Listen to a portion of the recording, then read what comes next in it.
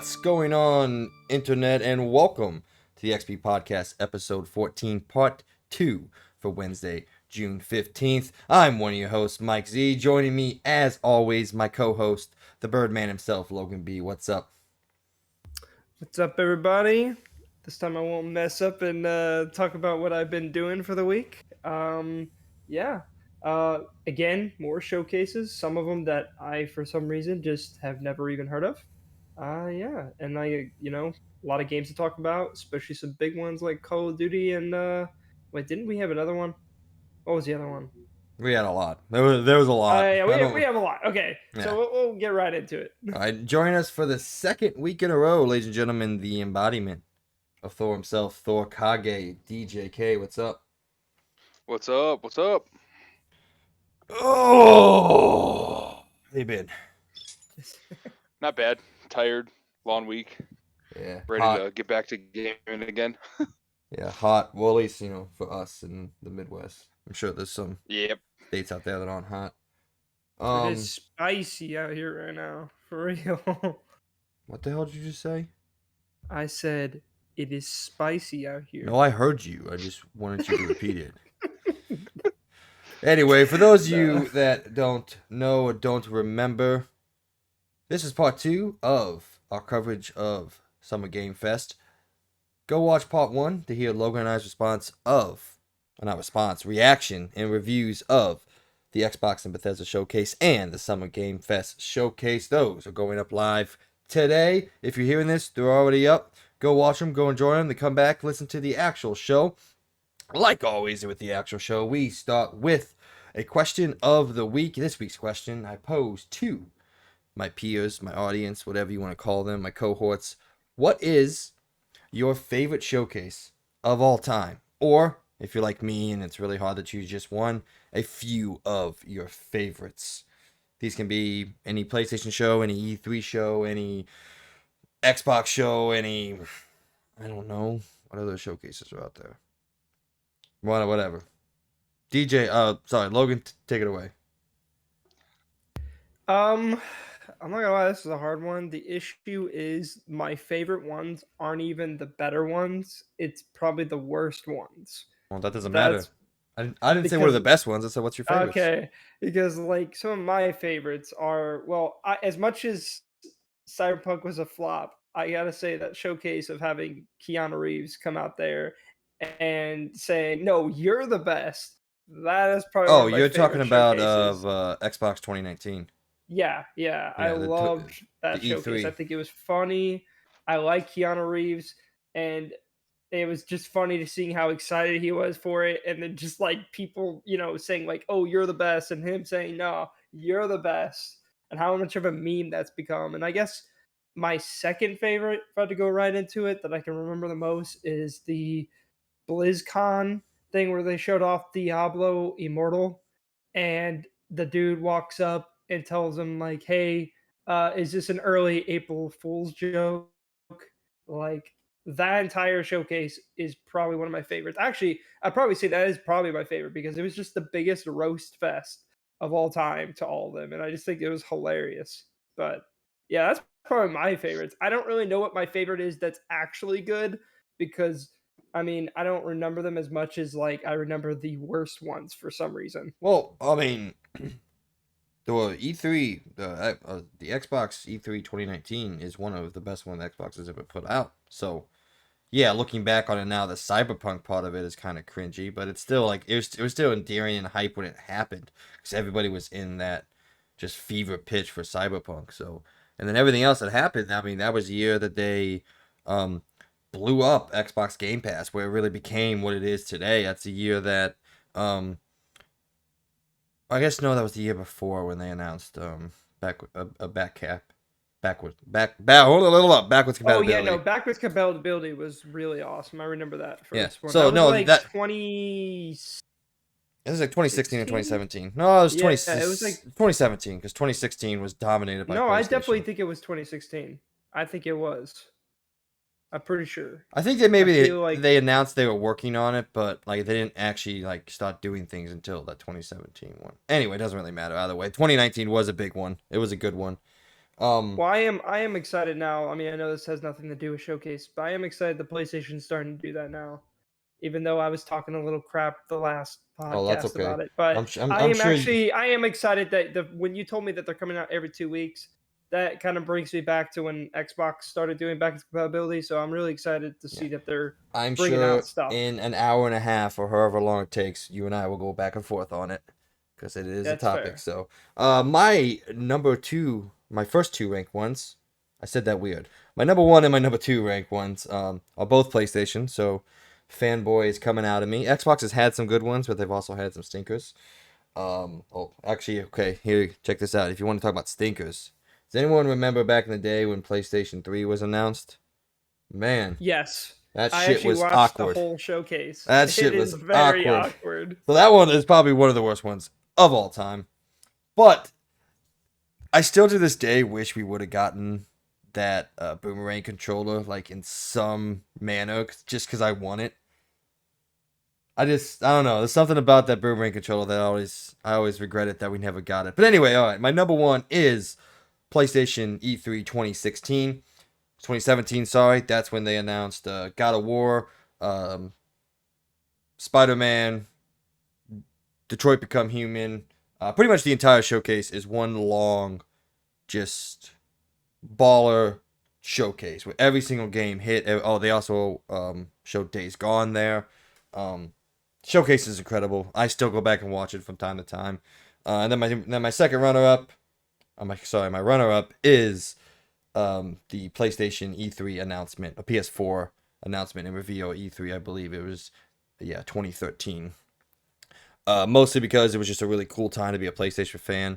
You felt the surge that Sony, you felt like the care behind it, and then for 30 minutes you got to watch them dunk on Xbox, and it's always entertaining to me. So it was pretty easy to dunk on Xbox back then, not so much now, but I still look back on on those two showcases very fondly. DJ? Mine has got to be the Horizon reveal. Was that the 2016 also? Yeah, it was 2016. Yeah, because 2017 they showed it again, but it wasn't. That was up there. Oh, and then also in the same my number one showcase, they also revealed Resident Evil 2. So God, the showcase was a banger. That showcase was up there. That because I remember when we heard that Modern Warfare reboot was going to be a reboot, we were all like really? And then we get the trailer, it doesn't show much, and the next thing you know, you just see Price going Bravo 6 going dark, lights cut out, and then you see the cigar like ignite a bit, and then screen goes black, and it's like, oh, just chills thinking about it. Like that's up there. As far as an awful one, has to be 2014, I think it was. The Xbox One reveal, because like literally that would have been 20. Yeah, that would have been 2013.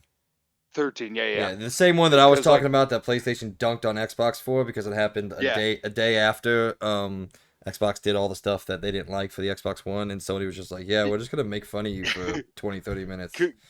Because like legitimately, like you weren't in school, and me and Worthy were living together, and him and I watched that because we were like, all of us were like, because we're all 360 guys, so we were like, are we going the next gen Xbox or PlayStation?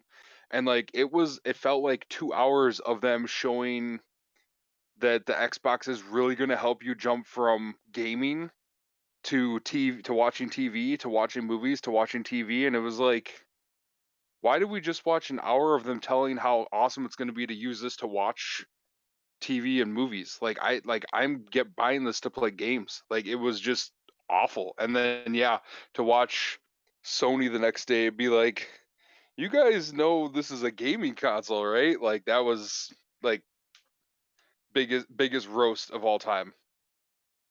One thing I did want to say, and this is in defense of Xbox. So Logan, I'm sure you're sitting over there cringing all over there, but in defense of Xbox. What? No, I ain't cringing, dude. Okay. I 100% believe 2013 was an absolute.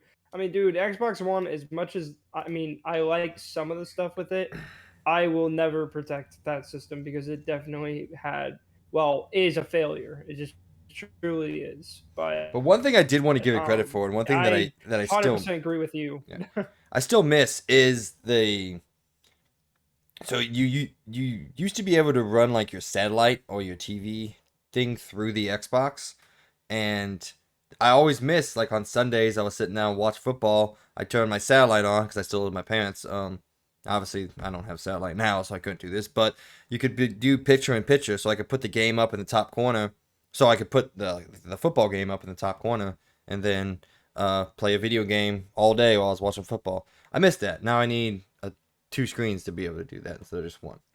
I still do it. I just need 2 screens. Because I used to use that feature for YouTube. I would usually have like a YouTube video on the left side while playing game. But I'm really happy they did take that away because it also was making the performance like really, really bad when you use that. It also was just very janky. Even until the day it died, it was very janky. So I was really happy that it did die because yeah, I mean, as much as it was a really cool idea, I don't think it was properly put out there. Which didn't PlayStation 5 say they were going to do something like that? I thought they did. Or is it even a thing? I mean, no.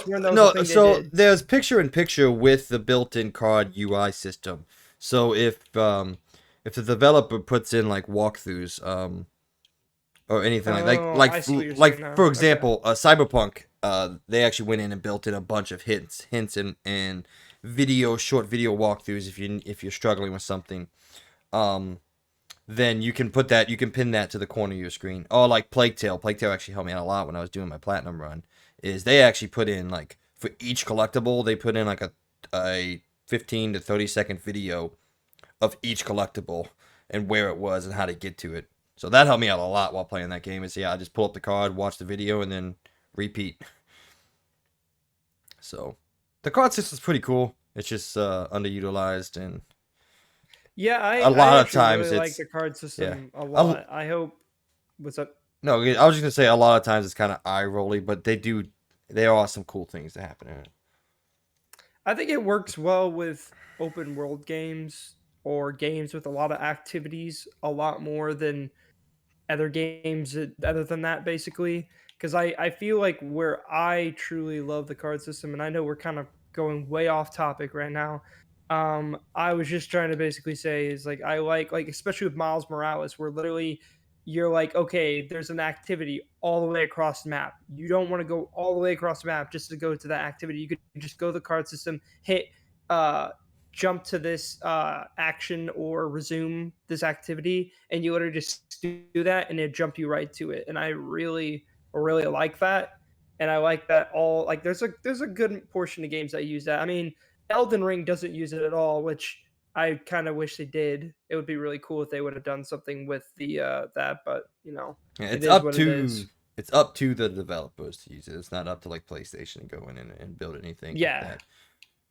So anything else, guys, on showcases that we want to talk about? Any others that you want to shout out that were really good that you didn't want to like say were the best or your favorite of all time? I don't think so. Anything else you want to talk shit about? The Wii one and the Switch one were kind of groundbreaking, and the Wii U one would just kind of fell flat because it was almost like the Wii U was their prototype. Yeah. I will honestly, I will argue a little bit that the actual Switch showcase when they first showed it off was kind of memed upon and kind of made fun of until people started to realize what it was and got their hands in it. Yeah. Because I remember me watching it for the first time. That would have been 2016 or late 2016. I thought it was a joke. I was like, "Are you kidding me?" Well, I was totally wrong. So I literally thought the exact same thing because my dad told me, he was like, "Yeah, I'm actually gonna pre-order a Switch," and I'm like, "Oh, well, good luck. I bet it's gonna suck, just like the Wii U." And he's like, "Yeah, And then he got it, and then I got my hands on it when I went back to my house from college, and oh my god, I was like, "This is real. Like this, you can literally just take this and play it on the go, and then like go back to your TV and just put it in like that."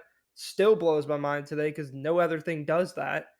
At least not as smooth as the Switch does. I was gonna say the Vita can do it. It just takes 18 years to do it. Yeah, and the Vita's dead. So. I'm still amazed at that system. So, and I'm happy that Nintendo has made a comeback with that system. I just hope they don't stray away from that system because Nintendo, they like to have some good things, and then the next one they do dumb things and try to hype up dumb stuff. So I don't know, like the Wii U from the Wii. Yeah, so I'm hoping Switch 2 is a lot like the normal Switch. I would think they would keep on that same boundary line. Well, I guess we'll find out in 2027 when the fucking Switch 2 finally comes out. Oh, I guarantee it's getting announced next year. I don't know if it's coming out next year, but it's gonna be announced. I don't know, man. I have a feeling. We'll see. The more I hear Nintendo talk about the possibility of an upgraded console or a Switch 2, I don't know. Maybe we're farther off than we think, which I think is the wrong decision. But I don't know. Anyway, we're getting way off topic. So, anything else, DJ? Yeah, you got anything? Nope. That was about it. All right. Well, ladies and gentlemen, if you didn't know, this is the XP Podcast, our weekly video game and pop culture news podcast, where Logan and myself, and now DJ and Pool, sit down with y'all and talk about all the news stories and happenings inside and out of the video game world. We post a new episode each and every week, so you can listen to it throughout your work week. You can find us on most of the popular podcasting services, including Apple Podcasts, Spotify, Google Podcasts, and more. If you enjoy what we're doing here, please support us on our Patreon, where you can be a part of our weekly discussions and give us your opinions on everything we talk about and everything we don't. You'll also be able to find all of our uploads there, along with any exclusive episodes we may post. Links for that, as always, are in the description down below. However, if you don't have any money to send our way, don't you worry. We still love and appreciate you for listening to us and being a part of our growing community. If for some reason you want to see us let me start that one again. If for some reason you want to see us, oh my god, go to YouTube, watch the videos, watch everything, like, share, subscribe, and hit the notification icon. Fuck it, we're moving on. With all that out of the way, let's get into the show. In our point of the show this week, we will be going over the highlights from all the showcases not covered in yesterday's episode. Then in the news, we'll talk about Call of Duty, PlayStation Plus, Final Fantasy, and so much more. But before we get to all that, as always, it's time for What You've Been Doing, where we catch up on all things pop culture that we have been doing, whether that be gaming, TV shows, movies, books, and or comics. It doesn't matter to us because we're all nerds and we enjoy everything. So with that, Logan, the Birdman Logan. Wait, the Birdman Bergman. You gave us a hint yesterday of what you have done because you can't follow directions. So now that the floor is yours, what, sir, have you been doing? As I said yesterday, I played and beat the Order 1886. What'd you think, sir? Man, I really, really wanted to give them the benefit of the doubt because I'm like, man, this game's going so good. Like, it was just bam, bam, like, this is good. This is really exciting, except for that stealth mission. I hate that stealth mission, but I told you it was gonna really suck. fun, really, really fun. Like, this game is still mind-blowing looking, and it came out in 2015. That's insane. Like, I still can't believe how good looking that game was. And I even enjoyed the gameplay. I thought it was really fun. And I liked the story where it was going. I thought it was really interesting. And then it just ends. Just ends. No answers. You get a very basic ass, boring, dumb answer. And then it says, can't wait to see you in the next sequel. Oh, guess what? There is no sequel. Like, there's no continuation of the story. It's done. I mean, those developers already moved on. They already been bought by Facebook now, and they're making VR games. So yeah, this is I'm kind of mad because, like, I really like it, and I kind of hope PlayStation revives it in some way because I think it's awesome. I think it's a really cool idea. I think the whole world that it's building was super cool. I like the idea of this whole vampire and werewolf thing in a Victorian future kind of thing with real people like Thomas Edison and Nikola Tesla. I really like that. I thought it was really cool. Yeah, it uses some, but I mean, for today's standard, it is kind of interesting because I watched a video on this. It is very interesting how much more games now do a lot more bundling prompt things and people accept it. But like when that game came out, a lot of people are like, "Oh, it's all button, pressing and stuff." And it's like, but now new games today that literally do the same thing, no one talks any crap on. Yeah, well, So I mean, that's what it was ahead of its time. That's definitely. what I told you last week when we were talking about it. Yeah. Is if this game came out in today's modern landscape, where people are more willing to have a tight driven, 6 to 7 hour experience with these things, I think the game gets massively more successful and gets a sequel and maybe even becomes a franchise for Sony. But when it came out, everybody was up their dick hole about game length and how much that mattered in the grand scheme of things, not just the enjoyment of the game. So, but I do got to get to the nitty gritty of where I do got to say there is big problems. Like for the first thing, it's not really a full game. It's a part one. Secondly, because like you can end a game and tease a sequel, but this didn't really end any stories whatsoever. It ended a part of a story and never really fully finished it. And I beat the game in 6 hours, I believe, and that's not rushing at all. Like I took my freaking time in that game. I was really loving it a lot. Even struggled in that stupid stealth part because man, did I hate that stealth part so much. and I Like guess that's I'm probably just the slow. only part of the game I did not like, but I beat it in 6 hours. Was hoping that that's another issue with the game. Like, okay, so it could be kind of short as long as it has replayability. I'm willing to go back, but there was no replayability. There was no unlocks for beating the game. There was no bonus things to get in it. Like when you beat it, you could just rebeat it again, but you don't get any bonus stuff. Like you don't get like to pick what weapons you want in certain missions. You can't change outfits or do crazy things like how like Last of Us and stuff like that do. Like I think it just doesn't have any replayability. So yeah, it is a short, maybe 6 to 7 hour game, which I will say, I watched a video on this. There were people that were reviewing this game at the time saying they beat it in 4 hours. I would like to know how you did that because like you would have had to skip all the cutscenes and just go and just straight shot everything. Don't look at anything. Don't even like take a moment to look or do anything. Like I even took time to take photos in the photo mode, and that's why it took me 6 hours. Like again, I took a lot of time in this game, and I guess I'm just super slow because I remember my first playthrough took me just shy of 8. yeah, but it just that's where the issue is, and I gotta agree. I don't know what the price of this game was when it came out. If it was $60, then yeah, I really don't think it was worth $60 at all. But maybe a $30 game, maybe. I think I would be willing to give it a pass for $30 because it was a part one of a story for the first thing. There's no replayability whatsoever in the game, and it's a one and done quick game. But it's in a beautiful, very cinematic and awesome world. And I just kind of wish they didn't just make it a part one. They finished the story and teased the sequel in some way. That would have been so much better. They finished the story. They answered the questions that were important, but maybe leave some questions for the sequel. But instead, they left all the questions open. They didn't answer almost anything. I mean, it just ended up with him being on a roof, being like, "I'm no longer Galahad, and don't call me a knight anymore." He and Batman's that's it. Like that's yeah, he Batman, and I'm like, dude, come on. Like it was so like when it ended, I was like, so this is why people were disappointed because like it would have been so good if they answered everything, but also could have teased the sequel because I wanted to see more of this game. But I also now know why there will never be one because they just didn't do a good job of finishing the story. They didn't finish it. Period.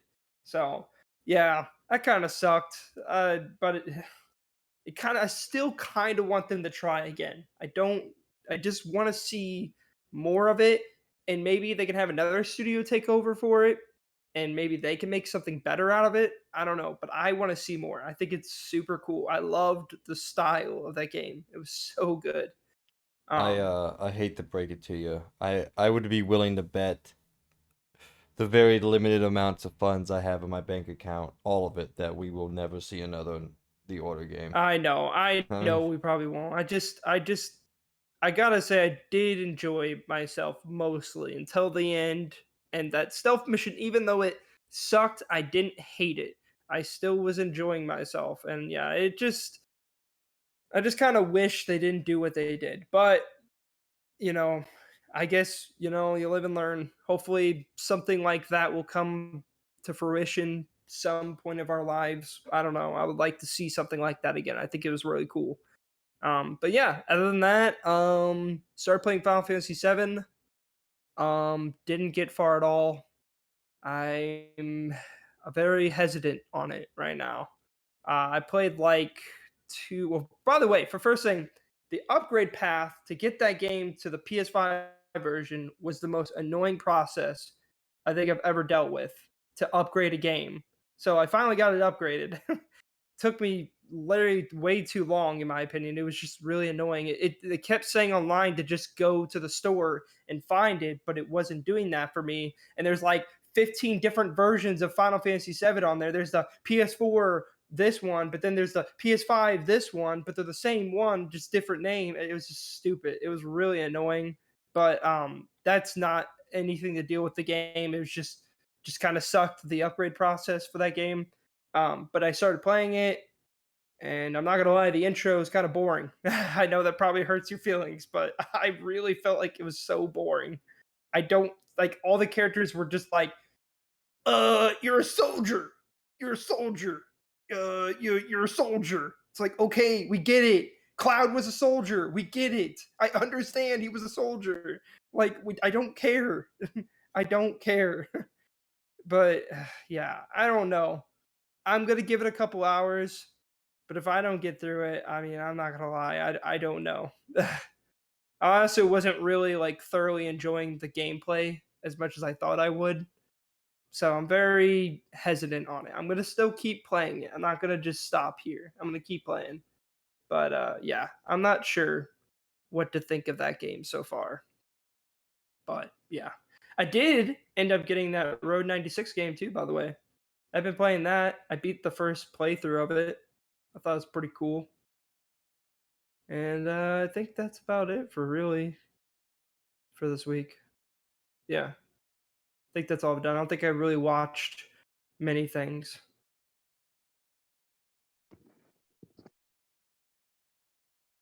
You there? Oh, sorry. I was having to watch the levels. I muted once you said the opening level was boring because I just didn't care what you had to say afterwards. So Yeah. I was waiting for it. I was waiting for it. I can't, dude. No, I don't know if I've ever disagreed with one of your takes more. I'm just flat up. I will not What's ever worse, get behind that or the Kojima thing? both. They're fucking terrible. I guess I'm not saying I hate this game. I'm just saying right now, from my initial introduction to the game, and I'm not giving up. I'm not going to stop playing it. I'm going to keep trying to play it. I just was not really latched on to this game so far. Like, the visuals are great. It's RPG, so I guess I got to get used to that. It's not as exciting as I thought it was going to be. What do you mean it's not exciting? You have to be doing something in every second. It still was just kind of, I don't know. It's just weird, and I'm not hating it. It's just weird. You cannot like it if you want. I never played a Final Fantasy game before. I'm giving it a try, though. I'm not giving up. I'm just saying the intro was kind of boring for me. I just thought it was not that exciting. It was just them going through a freaking factory thing, and the beating up a bunch of soldiers, and then boom, explosion, and then oh no, all these people, and then that's where I've gotten so far. I stopped there. Oh my god, you missed the entire fucking point of what was going on. But what if I know what? You know what? I will say this. To be getting? I will say this. He's a soldier, dude, that is not wanting to admit that he wants to be a part of the rebels, but then he's like, no, I'm just doing this for the money. I'm just doing this for the money. I'm Cloud. It's like, okay, I get it. Why do you guys bring this subject up 15 times in the intro? I get it. You're a soldier. He used to be a soldier. Wow. Okay. The girl, she clearly wants to, do something with Cloud because she keeps talking about it 15 times. Oh, he's really hot. Cloud's really hot. Cloud's really hot. And then the dude's like, which actually, I'm not gonna lie, he's probably my favorite character so far. He's pretty funny. I will give him that. The Biggs? What's his name? The more husky guy, Biggs. Yeah, the leader, I guess. I think Barrett. Barrett is awesome. Yeah. Wait. Okay. Hold the fuck on. Hold the. No. We're gonna stop right fucking now. You're gonna tell me that everybody's cheesy, but you liked Barrett? But he's like blatantly. You know what? He's like, DJ, have fun with the rest of the podcast. I'm out. I just think he's funny. That's where I like him because he's like one of those brute characters that like isn't the smartest. He doesn't seem the smartest, but he's like very like. But his whole thing is about his strength and everything, and I don't know. I thought he was pretty funny. I found him more enjoyable than the main character, which is Cloud. I did not find him enjoyable at all so far. But again, I don't know if that's because it's the very, very beginning. Because again, I haven't even gotten to the train station yet. I haven't even done that whole thing. So I'm still like early game, I feel like right now. So maybe he gets better. You literally just played like what was in the demo what came out. That's what I'm saying. 6 months before. I will say something. I'm not that far. I'm just saying so far from the demo beginning or whatever you want to call it, I have not been like super latched on, but that doesn't mean I'm not going to keep going because maybe it gets better. So I'm going to keep going. I will say where it's going. It is a good thing that we don't have a huge audience yet, because man, you would get ripped apart on socials. For that I don't care. People I know that's like good. Games that I don't. That's good. You know, it's good that you don't care. I know you probably don't like the games I like. You know, are you a Gears of War guy? You like Xbox? You like Gears of War? What? You like Gears of War, right? I'm assuming because you're an Xbox guy. Yeah, I like Gears of War. Or at least played it. Is your favorite character? Is it Bard or Baird? You know, everyone else's favorite. He's okay. I mean, my favorite's always gonna be the main character, Marcus. Phoenix, yeah. That and Carmine, actually. Carmine's pretty funny. But yes, all right. See, all right, Mike. He's not that bad. I never said it was that bad. I don't think Baird's my favorite, but I like Baird. I just don't. He's not my favorite. I mean, Coltrane is better than him. I think Coltrane is a better character than Baird because Coltrane's a very funny and hyperactive dude. The more later games you play with him, the more serious he gets, but I do think he's a very funny character. I think everyone can agree that Dom is the fucking saddest of them all, though. Granted, he has a reason to be, but Christ. No, I agree. Yeah. I don't remember the dude's name because it doesn't matter, but whoever was the protagonist of Gears of War Judgment, that's my favorite. That's Baird. You're just saying that because you're just because I'm saying I'm not liking 5-7 so far. Cloud is one of the greatest video game characters of all time. That's fine. Don't worry about it. I mean, moving on, DJ, what have you been playing? Still just love you, Logan. Love. Just more Horizon. Good. Since we last talked, I told you I was gonna try to steamroll through it, the story, and just get through it. I told you, just play it. Well, I'm trying to get the story done, but you and me play these type of games the same way, so that's impossible. And next thing you know, I find myself knocking all the side quests in an area, or the tall necks and the ruins and everything possible in an area for I'll just do this for 15-20 minutes, and then I'll hop back into doing some main quest or some side quest stuff that is going to help in the main quest. And then next thing you know, it's been 3 hours and I'm way off track again, and it's like, God damn it, I'm never gonna get this game done. But yeah, other than that, I watched Kenobi. I'm kind of excited to see where they take it. I think it's been officially announced they're rolling season 2. I don't think officially. There was that rumor.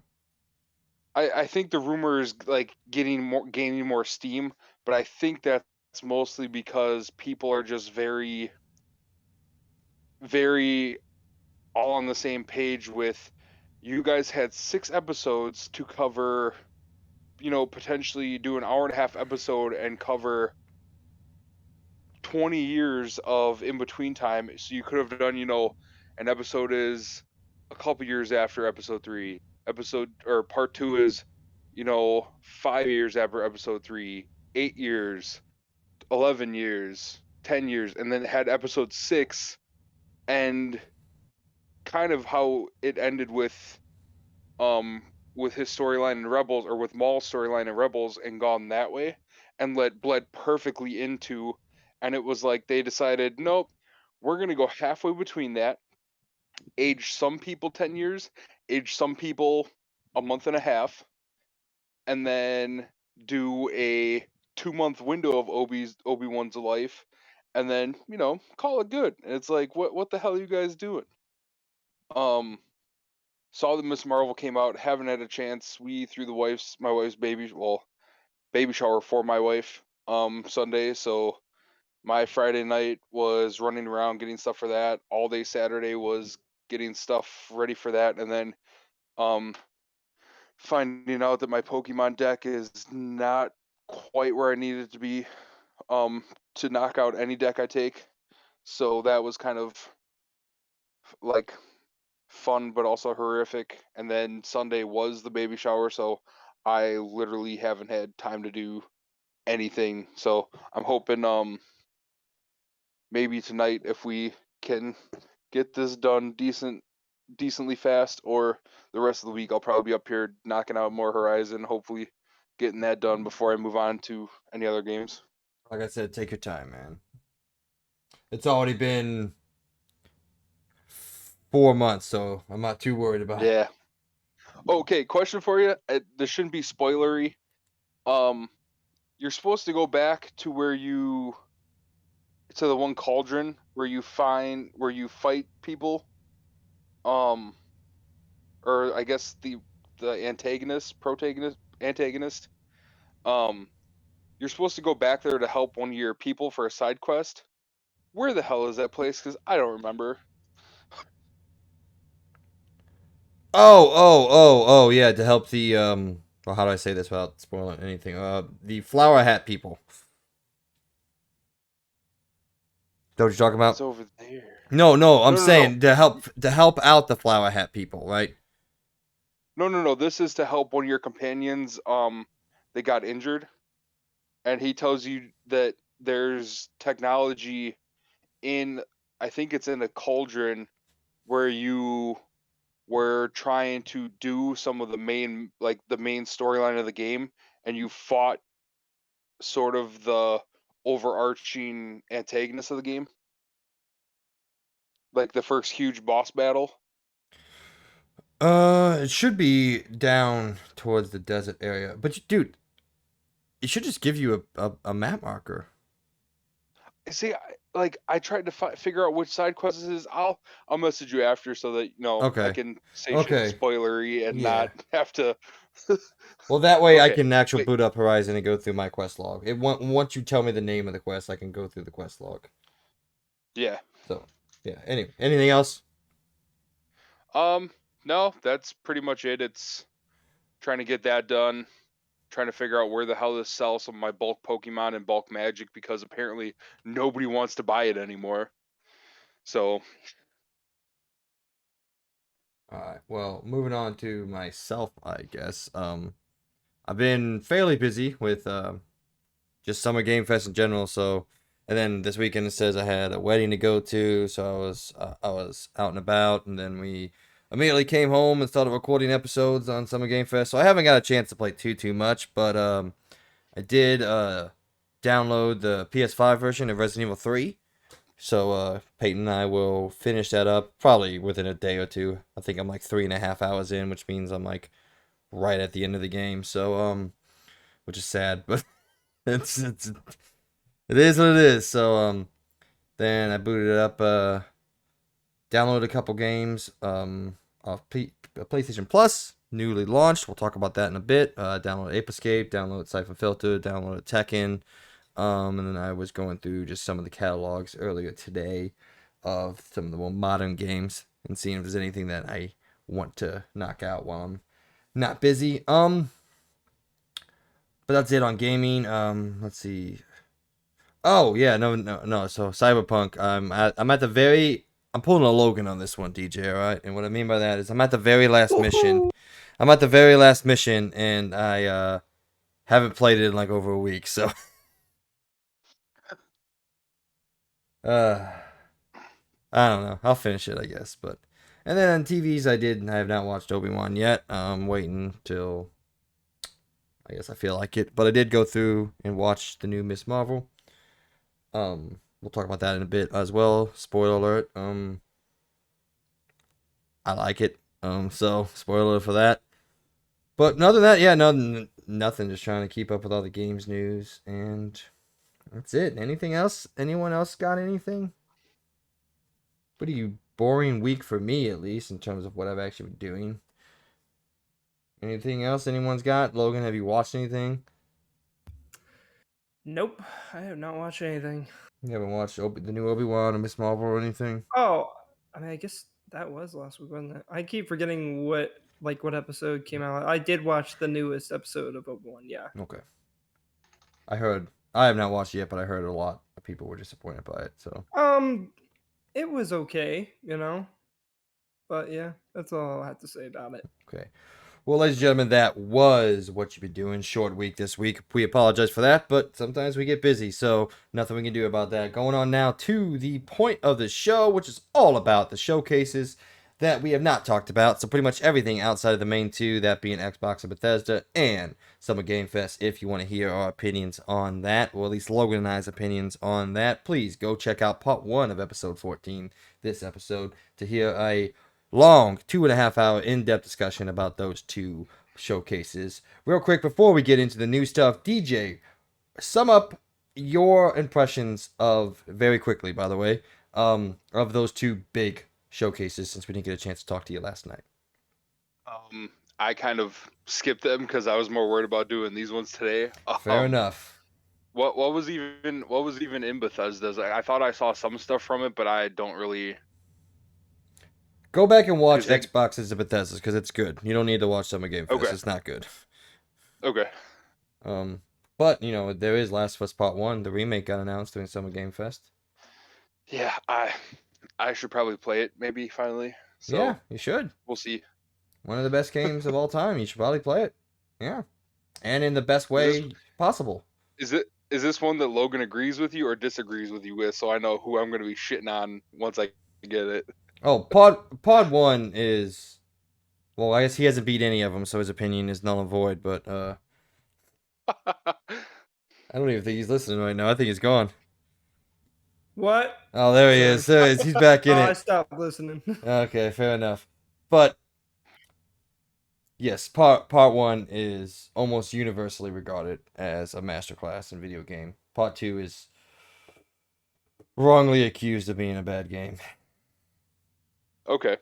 So. Well, I'll definitely have to dip into those. The only thing I saw anything game-wise yesterday was in my memories about Far Cry 5 being announced, so. You did tell him that it won't be coming to PS4, right, Mike? Oh, shit, yeah, you gotta get PS5. Yeah, so you couldn't even play, yeah. What's a negative to DJ is a positive for both Logan and I. That's a sad state of the video game world that we live in.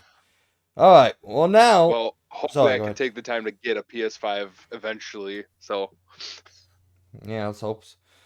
Oh my god, I'm having troubles. Oh. Now I want to go through. You guys have the list of all the shows. You've seen all the games. Is there anything you want to talk about while we have the floor? Logan, I will turn over to you. And you have an open floor to talk about anything that caught your eye, whether that be big or small. Take it away.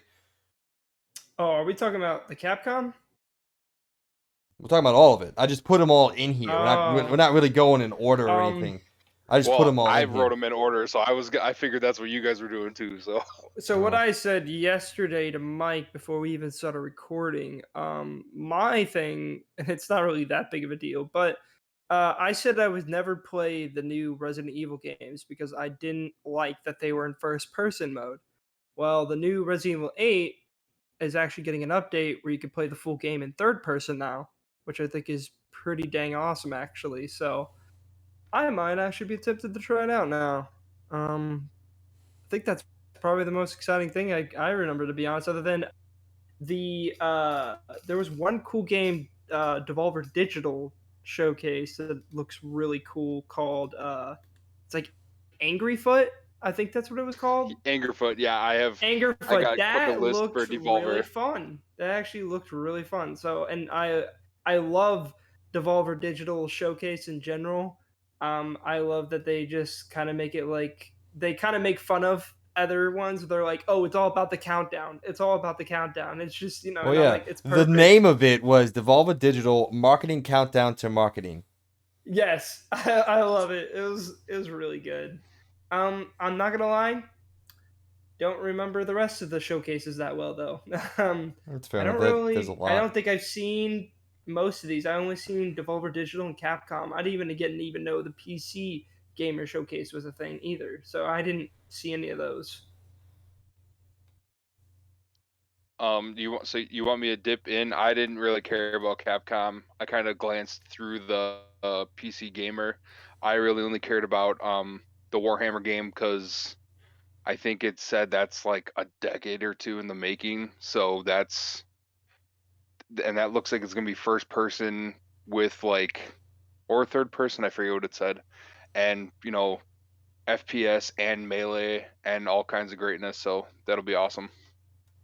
Well, since everyone's shitting on Capcom, I will throw my hat in the ring and say it was also terrible. But I I got so disappointed because they said here's real gameplay look at RE4, and there was approximately 36 milliseconds of new footage.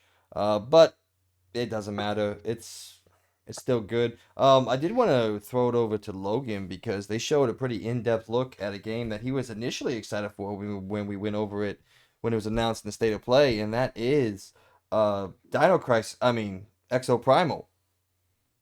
Yeah, I'm not gonna lie. Since I didn't have a lot of time to watch it, I kind of glossed through that. I seen a little bit of it, and I'm still equally as hyped for it. To be honest, I am not hyped, but I am excited for it because it looks cool. I have no It clue looks how you're fun. excited. It It reminds doesn't. me of Lost Planet a little bit, kind of, or something like that. Uh, It's pretty cool looking. God, I have no clue how you're excited for it. I don't know why I thought this gameplay showcase, which was a combination of images that look so terrible, it only reminds me of PS2 generation, was gonna change your mind about this game. I don't know why that would have, but God, I did.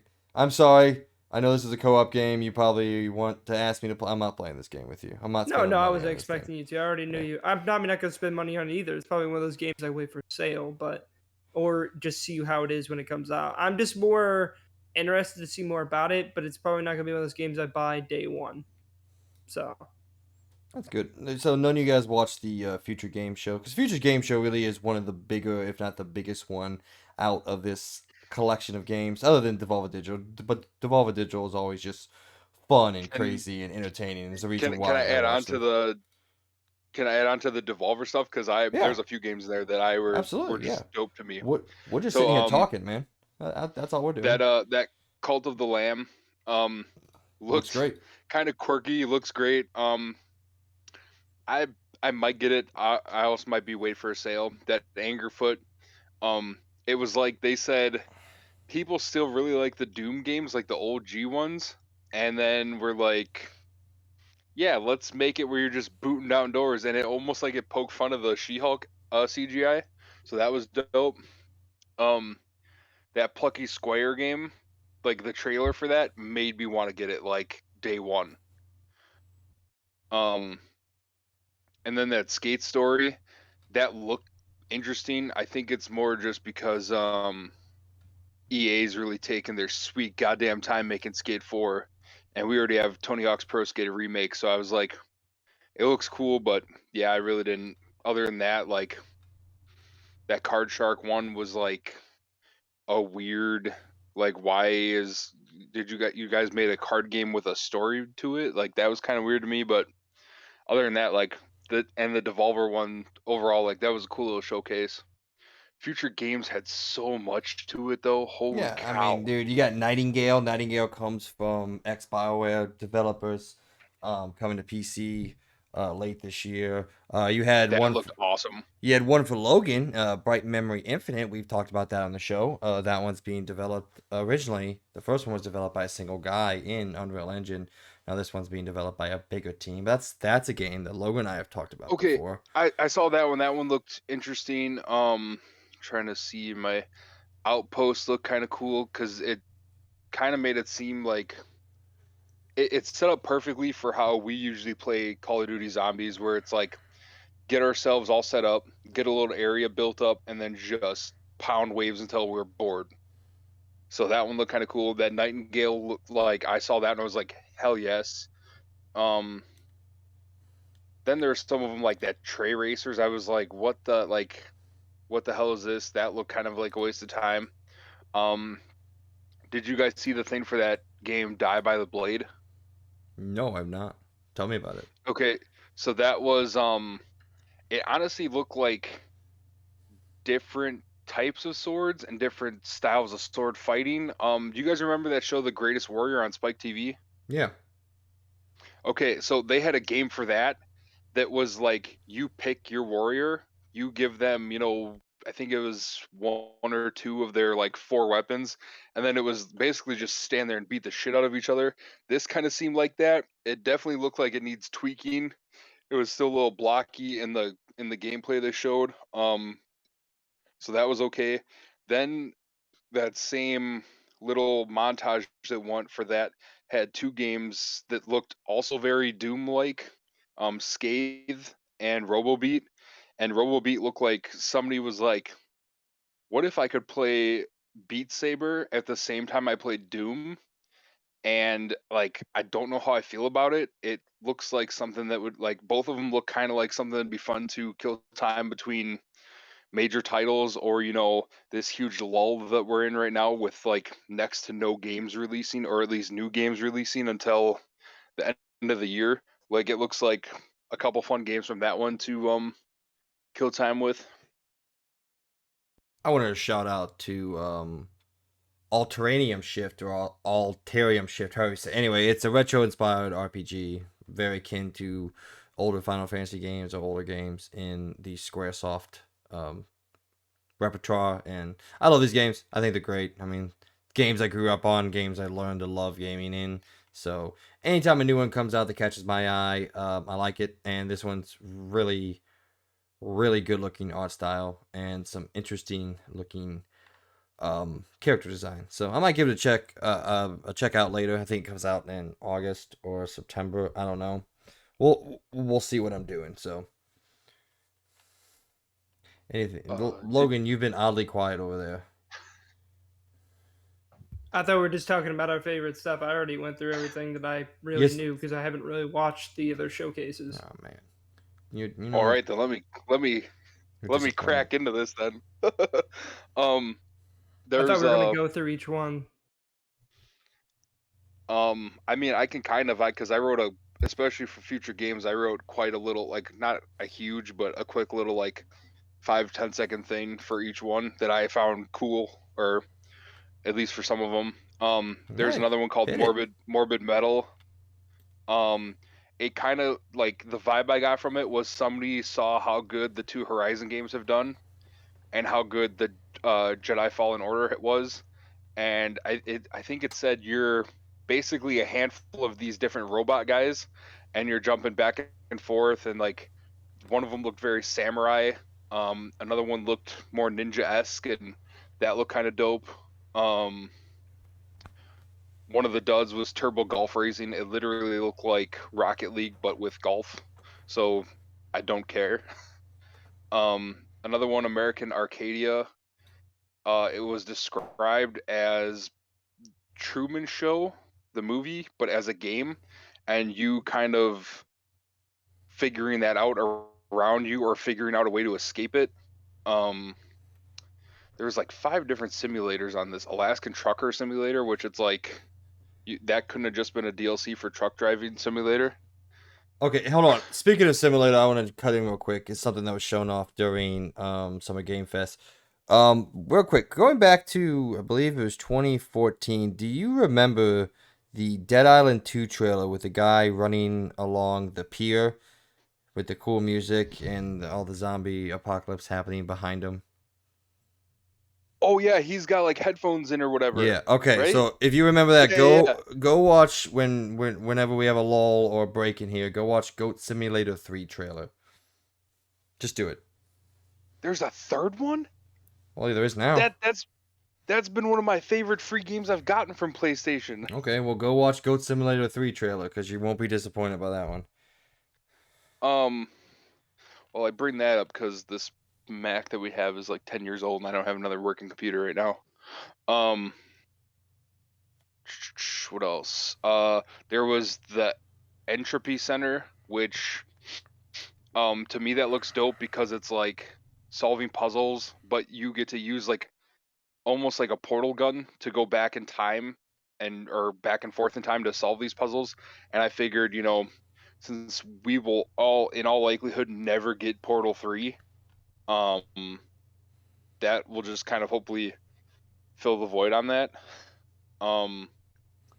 There's a brewmaster, which was like brewing alcohols type simulator. Yeah, I figured that would right up your alley.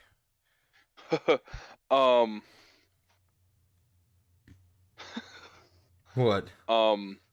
I got the thing playing and just started showing a little GIF for it, and it's like, Jesus. Oh, dude, it's so good, that trailer. Enemy of the State looked... Alright, let me watch this quick. Enemy of the State looked pretty dope.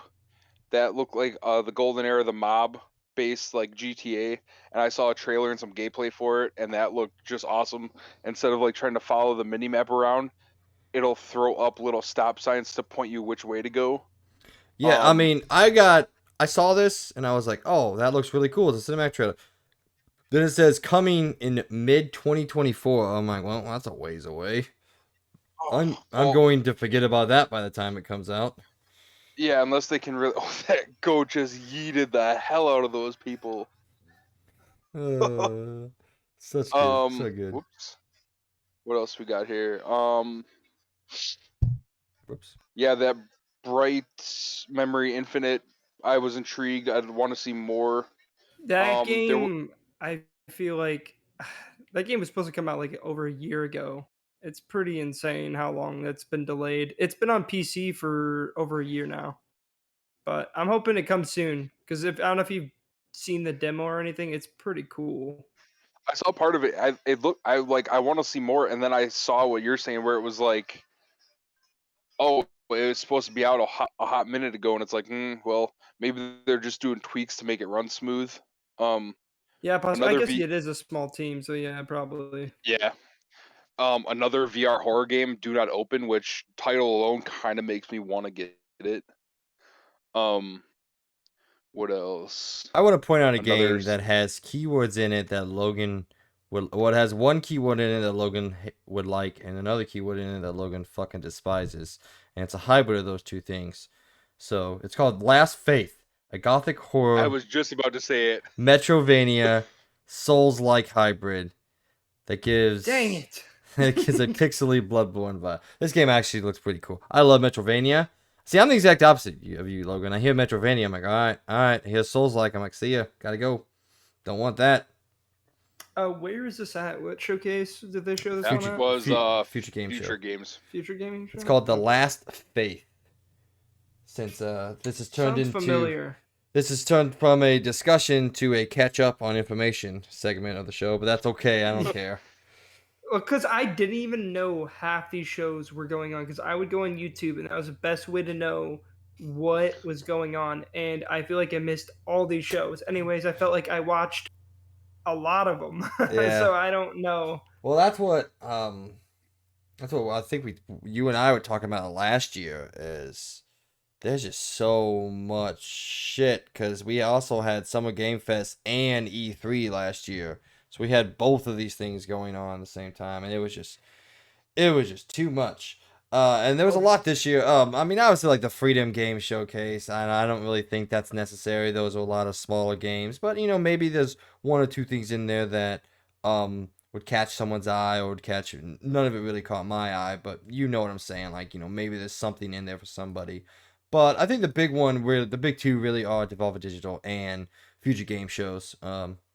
Future Games Show, because those two really are ones that have been going on for quite a few years now.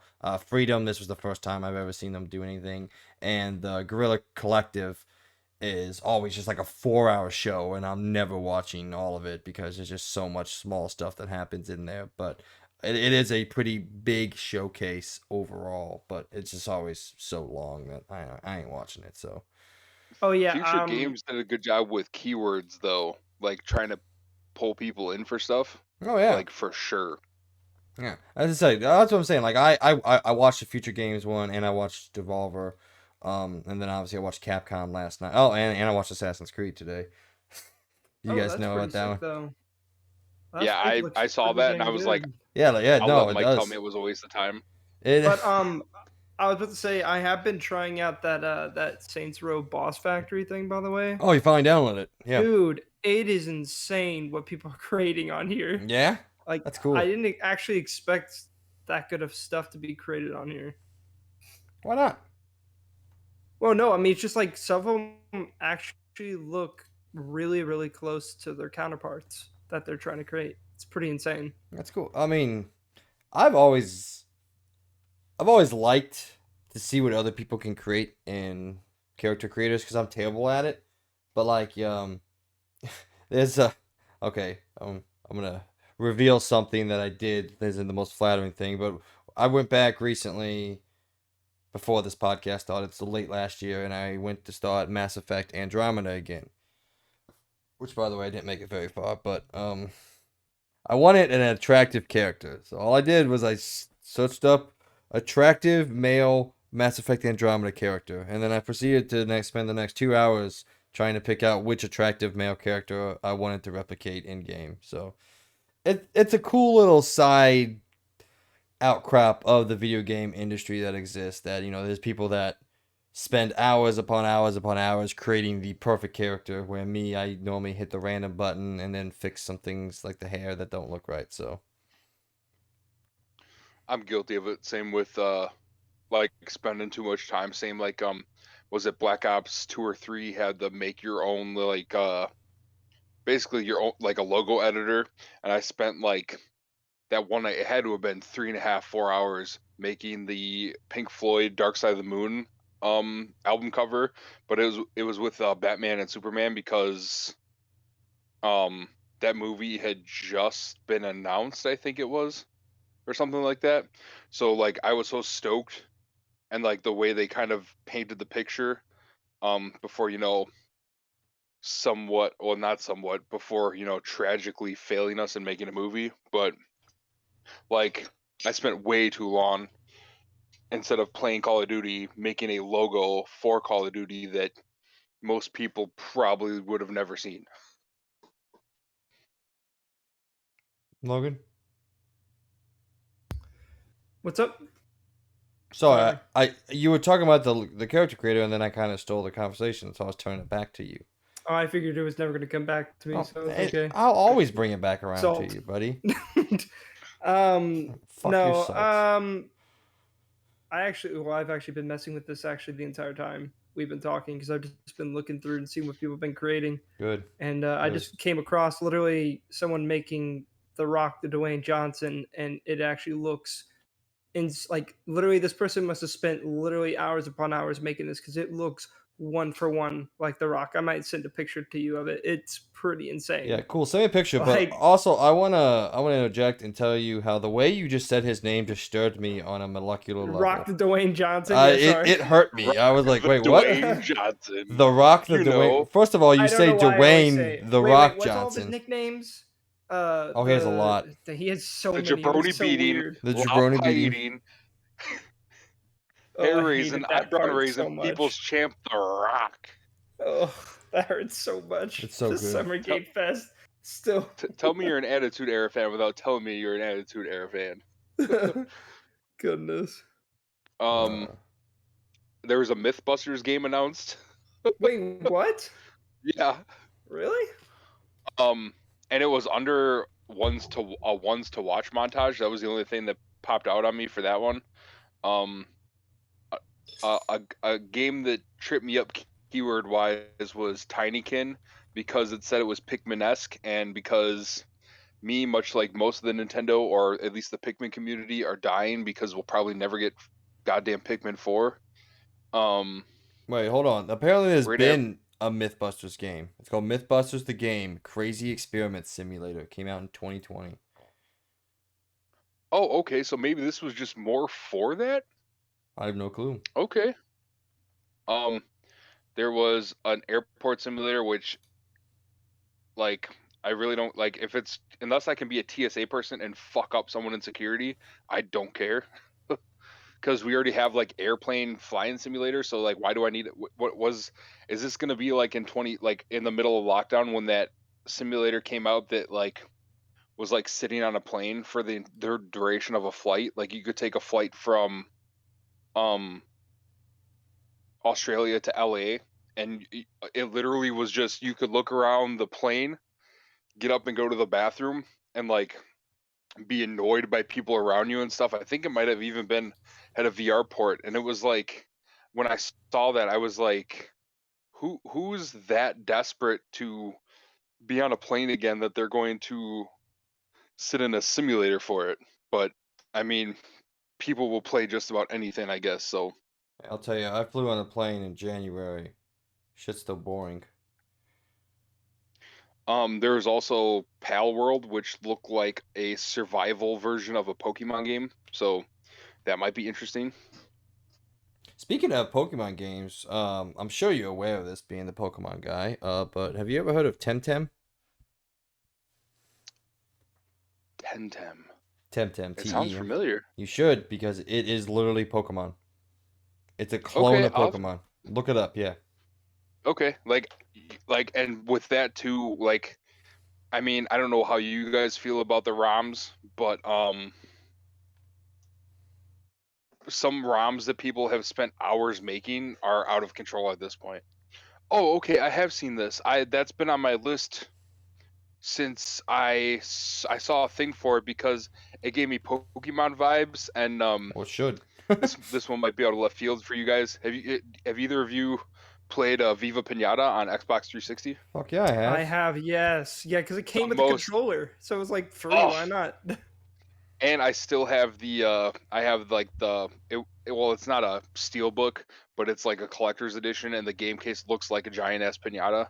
Still my favorite game I've ever played. Like, well, not favorite ever, but um when you guys did your top 10 list, I sat and made like top 10 underrated sports games, like stuff like that, or like obscure games that people are like, who the hell enjoyed that? And I think that was number 5 or 6 on my list. And like, just an underrated game. Yeah, I would definitely take a look at this Temtem. That looks pretty dope. And like more Pokemon looking creatures than some of the last handful of Pokemon games had. But once we get to that part of the show, that might be a changing. So Um, as far as Mike, you said you didn't watch the Gorilla one because they take forever. Yeah. Indeed. Confirmed. What? Okay. I keep Um, saying things. Was there anything in there that I need to see? Because I didn't care enough. Unless you care about puzzle solver games, which Nope. I feel like, yeah. So I won't bring up that one. Me big stupid when it comes to puzzle. How do you feel about the OG Lion King and Aladdin games? Way too fucking hard. They have like a game like that called The Cub. The only game that I thought might interest you, um, even though we both kind of curse Wolfenstein, it's called Industria, and it's an alternate universe shooter that takes place during the Cold War, and you are in, did it say East Germany? I think it was East Germany, trying to it didn't go into much more than that I saw, but out of the like hours and hours of what figured that, like you said, like it just looked like it was gonna be forever, the Gorilla one. I was literally scanning to see if there was gonna be any thing about future like if they're gonna do a DLC for Horizon, just because we got one for Zero Dawn, and I know they talked about the VR, but I like obviously I haven't beaten Forbidden West, but they kind of painted that they're gonna possibly do a third one. So I was kind of hoping, like, I figured that one just came out and they already announced the VR and the TV series, so I figured obviously we're not going to get a third game announced now, but that's all I really scanned for was stuff about Horizon Zero or Horizon. Well, I hate to burst your bubble a little bit, but the Guerrilla Collective and Guerrilla, the publisher, are not connected in any way.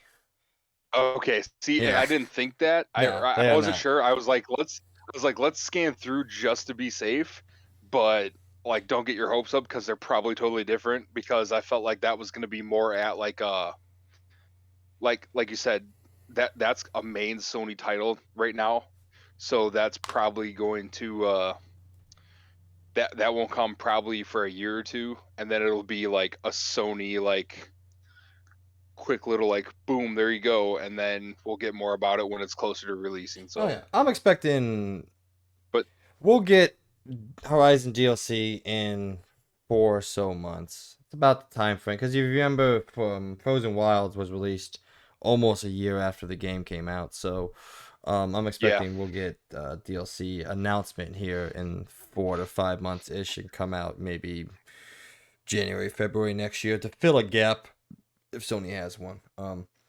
But I want to go ahead and wrap up all these showcases. So if you have anything else left to say, Logan and DJ, spit it out at me right now. Nope. Nope. Any other games you want to throw at me that you want me to look up and look at? DJ. I'll put it on my Steam wish list right now. You like Silent Hill? Of course I like Silent Hill. I would check out Ill, ILL. Or if you like kind of survival stuff, Arctic Awakening look pretty dope too. Ill, ILL. It is added to my Steam wish list. Boom. There we go. Anything else? No, I think that was it. Okay, well, before we move on, what was your favorite out of these? Both of you, Logan and DJ. Logan, quit watching people create characters. Oh, you're talking about the showcases? Because I already said mine. Mine's going to be the Devolver Digital for sure. I think theirs was the most exciting, and I actually liked a few of their games. Anyways, I don't remember most of them. didn't have like a big time one. Like last year's big game was Shadow Warrior 3, and obviously that's already out. So it wasn't a big time game that Devolver had, although most people say their biggest game is Cult of the Lamb coming out. But yeah, my answer is Devolver just because it was fun and I love their showcase. It's actually one of the ones I look forward to most every single year because it's just a good time. And I don't know if you remember last year, it was absolutely batshit crazy. There was a lady on stage that was like having a freak out and her nose started to bleed, and it was just great. It's good shit. DJ? Yeah, Devolver's gotta be mine too. I mean, I did like a hype level. I got 4.5 out of 5. 4. Card Shark was my lowest at 3, and then I gave 5 and 4 out of 5 or 4.5 out of 5 for all their games. Future had a lot, but there's a few standouts, but also a lot of duds that were like, I don't care that this is a game, but I kind of feel like that about, probably a good 75 to 80% of the games I see get announced. So To be fair, yeah. I mean, without this weird time in gaming, I kind of miss like back in the PS2 days where you could theoretically play every single game that was released. You could achieve that if you put your mind to it and if you sat down and you really played everything and you spent, 10 hours, 12 hours a day playing video games. There's not a shot in fucking hell in today's era that you can play everything released. And you can't even get close anymore. Especially with Steam, like, yeah, you got the Steam sale. There will be people that I know that they'll go drop $100 during the Steam sale, pick up like 200 something games because they're all like $1 or cheaper, or they're indie games or whatever, or they're old games, and it's like they buy them all, and then like they have thousands of games that sit there unplayed because they've been playing the same game for however many hours. It's like a meme I saw today that it said gamer has 17,000 hours, but it's a negative review, and it said review clocked around 8,000 something hours. So they play 8,000 hours, gave it a negative review, and then played almost another 10,000 hours. Like that's what Steam is to me. And it's like there's an overabundance of games, but not an overabundance of need to play life changing games, which it is what it is. So, with that all being said, that is, I feel like, gonna wrap it up for our showcase coverage. If there's any news things, there's a couple things we are going to be covering next week that are still coming out, and when those things pop up, we will talk to you, the audience, about them and with them. But now we're going to go on to Around the Point, where we go around the video game world here at the Experience Point and give you all the news that we want to talk about. If there's anything we don't talk about, please let us know so we can talk about it with you, or we can bring it up in a future episode. With that, first and foremost, in my opinion, biggest news that we here, us three guys, care about. Call of Duty Modern Warfare 2 got its official reveal during Summer Gamefest, and multiple different times we got to see the game in action, including a full level playthrough of, what the shit was it called? Dark Water? Deep Water? I forgot what it was called. Yeah, it was Dark Water. You got it Dark right. Water, yeah. So, I'm going to turn it over to quote-unquote pros, even though I do still have some things to say. You know, I am a Call of Duty fan, but not diehard. But I want to turn over to Logan and DJ. You guys have been prepared. You guys have set up for things that you wanted to say and talk about it. So, Logan, take the floor.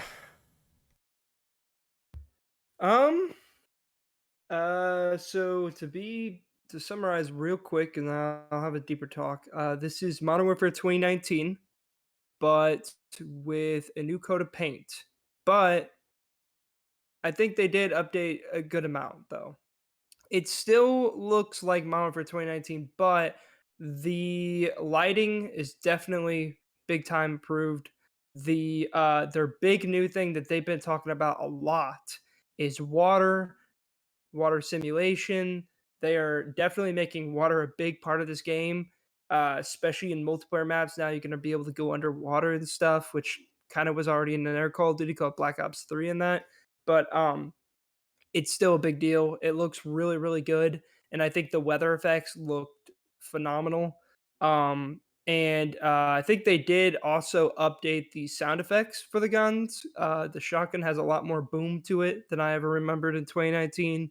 Um, and yeah, I mean, I just think that's basically to summarize it real quick. It just looks really, really good. I don't really have a lot to really say that's like bad about it. I think it looks good. I think the combat looks as good as 2019.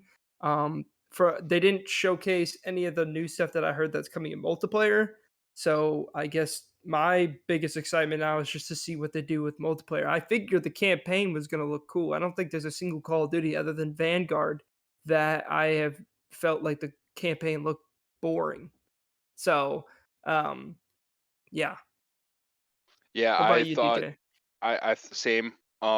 Especially them kind of showing multiple times, like not only in the campaign, but like kind of look like in the multiplayer, we're gonna get like you're gonna be able to mess people up from the water, and not just like you're in knee deep water. It's they don't know you're there. You pop out of the water and you pull a finishing move on them. Like that is, I feel like that's something we've kind of been wanting.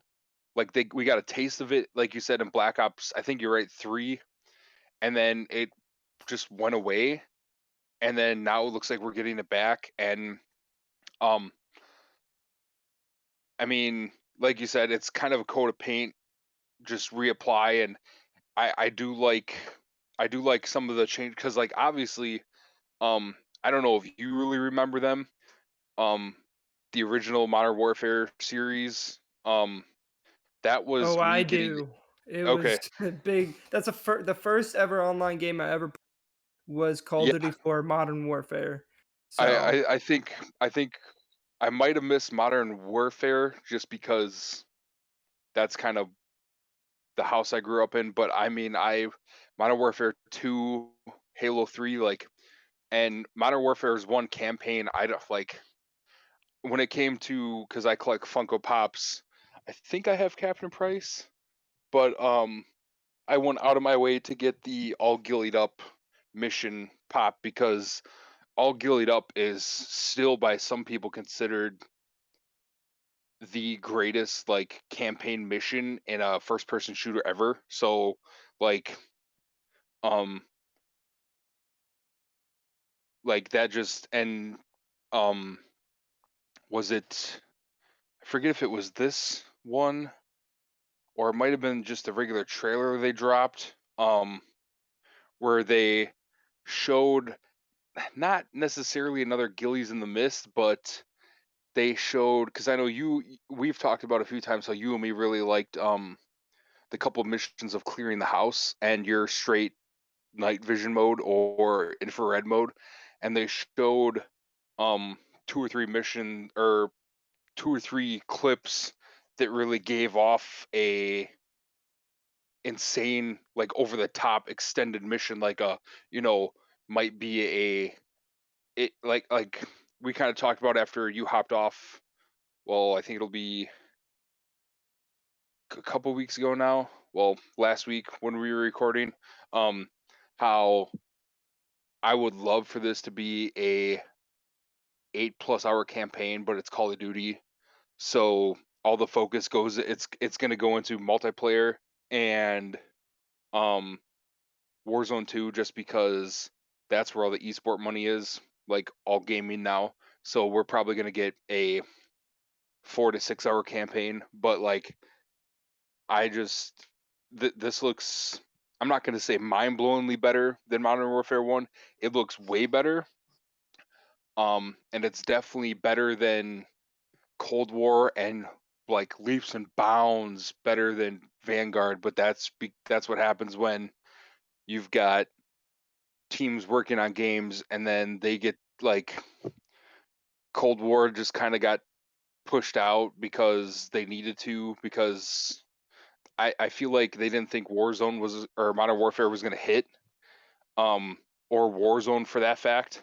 And then, like we've talked about, what we got on to play, I don't even know the name of the map now, called Caldera.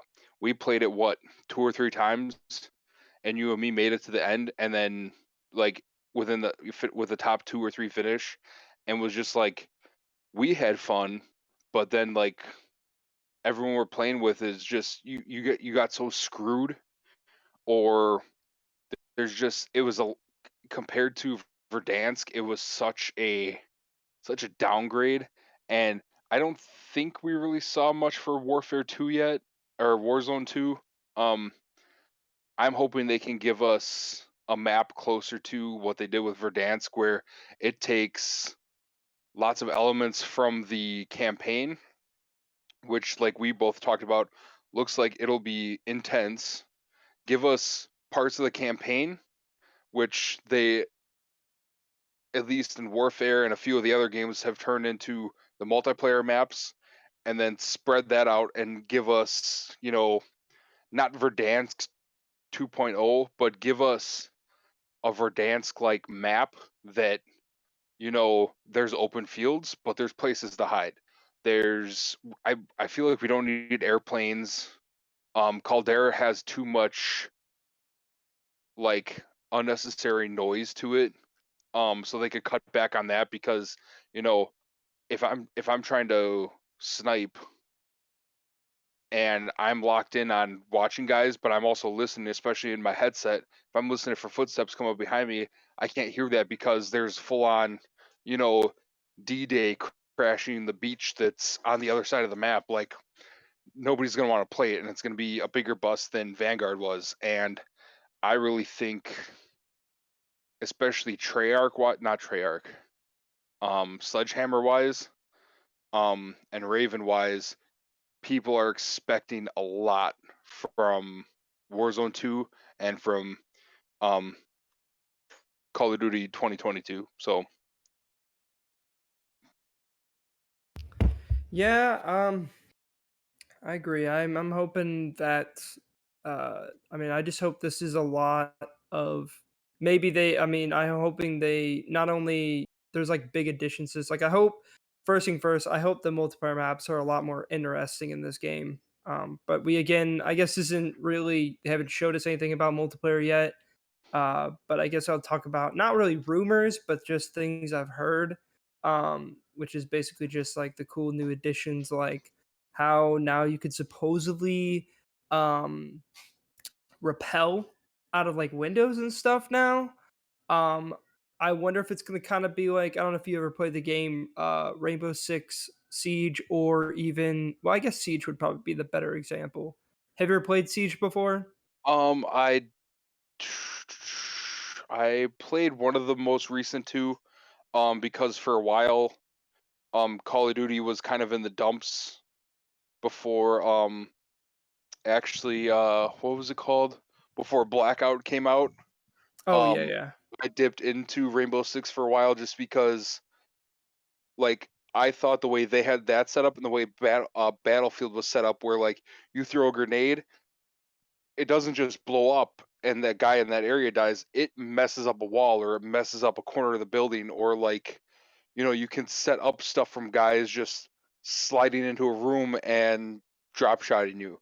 Like Rainbow Six and Battlefield did good in those regards, and like you're saying, it kind of looks like Call of Duty's been finally, or the developers have finally been listening to, hey, put those elements in your game, and Battlefield and Rainbow Six won't touch you.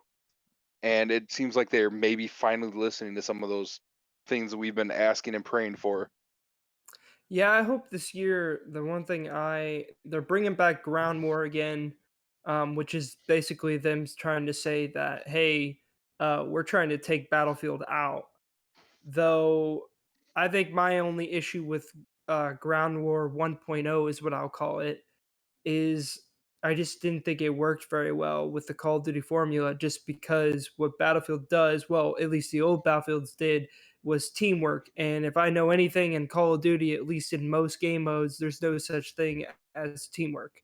And the other big issue is snipers because snipers in Call of Duty have almost no recoil compared to Battlefield. And Mhm. that's all people did in Ground War was just use snipers. And that's my biggest issue with that game was just I did not like ground war because all it was people sniping the entire time. Mhm. That's great if you Yeah, just want to upgrade your sniper, but like I don't like just using snipers in Call of Duty. That's not the person I am. I like to use assault rifles, SMGs. I like to get in the fight. And when literally the entire time I'm trying to get in the fight, I keep getting sniped because someone's just camping on a roof and doing that.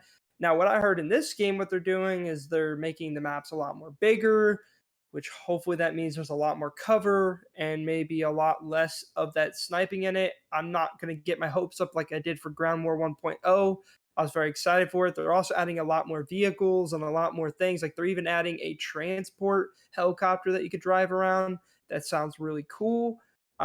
So I'm excited to see that. Excited to see what they do. It'd be really cool if you can even I've always wanted this in any of these kind of games. I wonder if you could rappel down from the helicopter onto roofs and stuff. I think that'd be that would be super dope. cool. I mean, just imagine that. But I'm not going to get my hopes up on that. It might just be you jumping out, you parachute, whatever, any other game. But still, rappelling would be sick. Um, so that's one of the things I really hope they do. But they have been explaining that they're making the maps a lot bigger. They're adding a lot more vehicles. It seems like they're trying to push more of like a teamwork thing where you're working with your squad and everything. And I guess I have a feeling they're going to add squads into Ground War where you can have squads kind of like how Warzone is. So I'm interested to see what they do with that. Still worried about that. The other thing is obviously it looks like they're making the maps a little bit smaller now. And hopefully a lot more interesting in design. Like I love Modern Warfare 2019, but I gotta say most of the maps weren't the most interesting looking. Like I'm not expecting them to be super colorful and stuff, but like for example, one idea that I wish they brought back was never that Modern Warfare 2 map that came out with a DLC that was in a carnival. I love that map because I felt like Yes. it had a lot of style to it, but it was still in the same like it still had the same mood that Modern Warfare 2 had, and I want to see more of those things. I think the coolest map in Modern Warfare 2019, in my opinion, was the Superstore. I love that. It was cool. Mm-hmm. It was modern combat, and you were in this like Sam's Club looking place, and I thought that was so cool. And And it that cut down on snipers. There did, was literally yeah. only two places. There was two, maybe three areas. If you were a really, really good sniper, you could go from. And like even building on what you're saying with ground war, and like it kind of had squads in Modern Warfare 2019, but it was your four guys you're playing with. So it was like you four would stick together, but you've got what was it, 40v40, and it's a bunch of it's a handful of four-man squads going and doing stuff and having fun bumming around the map, but still getting picked by, solo guys on the other team, literally only there to put their sniper stats through the roof. And it's like it kind of killed the fun, and then it pushed you towards playing Warzone because, like, with us, we've got I don't know if we'll all be able to play it, you guys on PS5, us on PS4, but I mean, we have, or like even over Xbox, like total, we would have 1, 2, 3, 4, 5, 6. We could have a 7 to 8 man squad. Like that would be dope for 8 of us to roll in and um not do a war zone. Maybe a mega squad war zone would be fun, but like a mega squad ground war where, like you're saying, it's more about teamwork instead of, us four we're going to play like a team, but that doesn't matter if the other 36 guys that are technically on your team are just doing whatever chaotic things they want. Yeah, and that, I mean, I'm not gonna expect it. Again, that's one of those modes I want to succeed, but I know the Call of Duty community, and it's probably most likely not going to succeed, just like the first one. But maybe they did something to it that will interest everyone, and that's something I kind of hope for. But yeah, I kind of think it's kind of hard to explain everything, other than I just can't wait to see when they actually show some modern or some multiplayer gameplay, because which I think should be coming pretty soon. I don't really Hmm. know exactly what date it is that they said, but I can't wait. But I guess to go on to what they have shown us, to go back to that campaign mission, which is probably the most I can really talk about, because I don't really feel like the campaign trailer was really that. It didn't really show a lot. It had cinematic moments, but I will say one thing that I could kind of tell just by watching both of these. Other than it seems like they're trying to mix the mood that this campaign's going for. It almost seems like what they exactly did with Call of Duty 4 Modern Warfare to Modern Warfare 2.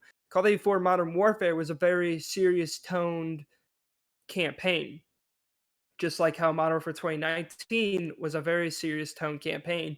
And then now what we're getting with Modern Warfare 2 is a more cinematic Michael Bay kind of story, Hmm. which does kind of worry me. But also watching the Dark Water mission, it still seems like they still have it on a certain realism level, I guess, in a sense. Other than I still think that helicopter scene where he's like flying out on that rappel and he's upside down, that's a bit a little too cinematic than what I was expecting. But I will say the Dark Water does still give me some faith that they are going to still keep some very serious tone missions, which I'm hoping clean house type missions come back. As you were saying earlier from the trailer, they did showcase some of that a little bit, like in the field and all that, and with that side camera and everything and all that shooting at you.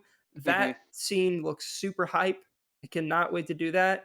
Which again also makes me hope that Spec Ops does something really cool with it, and they bring us like clean house style missions in Spec Ops mode.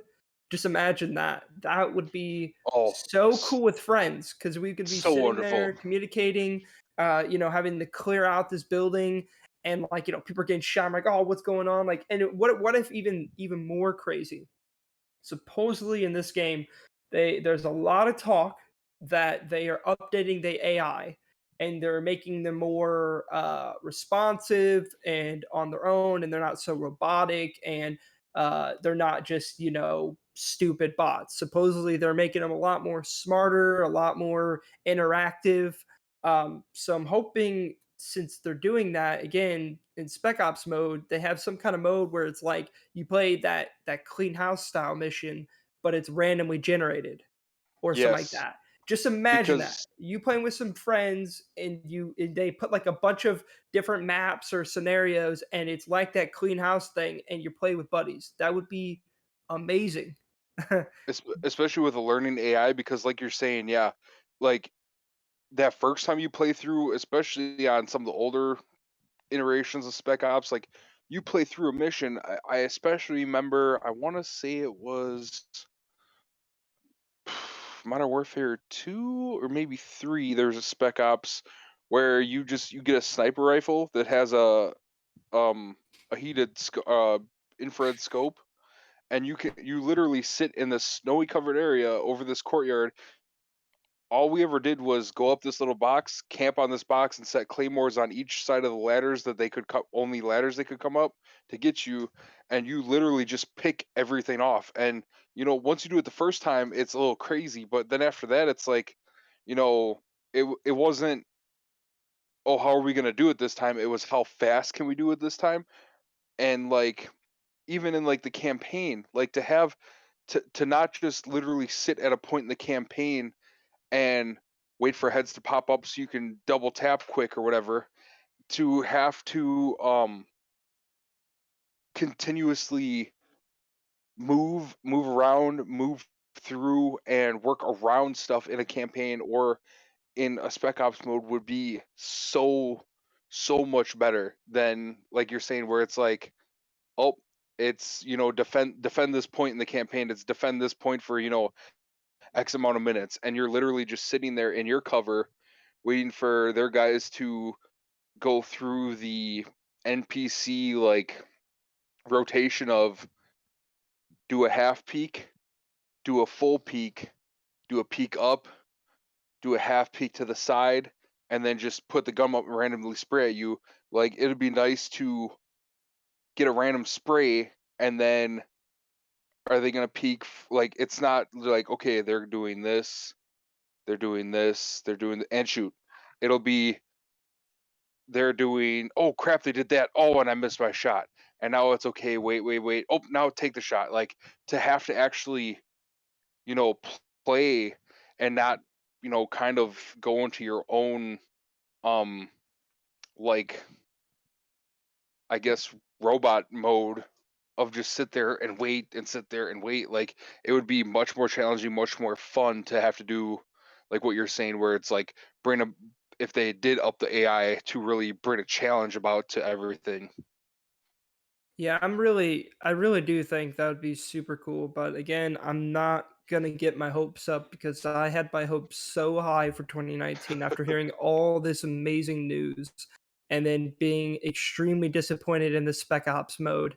And then waiting a year because I was excited about survival mode, didn't look up anything about it, don't downloaded it, and was extremely disappointed in that too.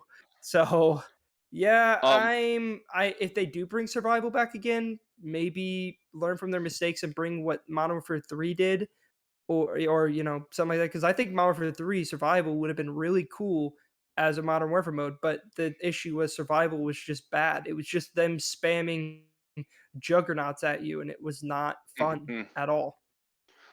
What'd you think of I mean, we got two of our favorite, probably after or even above Captain Price. We got Soap and we got Ghost back. They, I feel like they tamed Soap down a little bit, maybe just because it's his first appearance in what I'm assuming is going to be another trilogy, or maybe saga, I guess, to have more than 3 games. Soap had a very tame character design, almost how I feel like he would have looked when you play as him in the original Modern Warfare.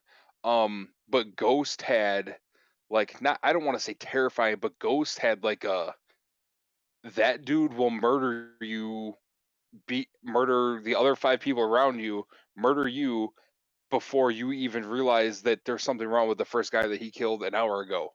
Like, he looks in that way, he looks terrifying, and he looks like someone you don't want to fuck with.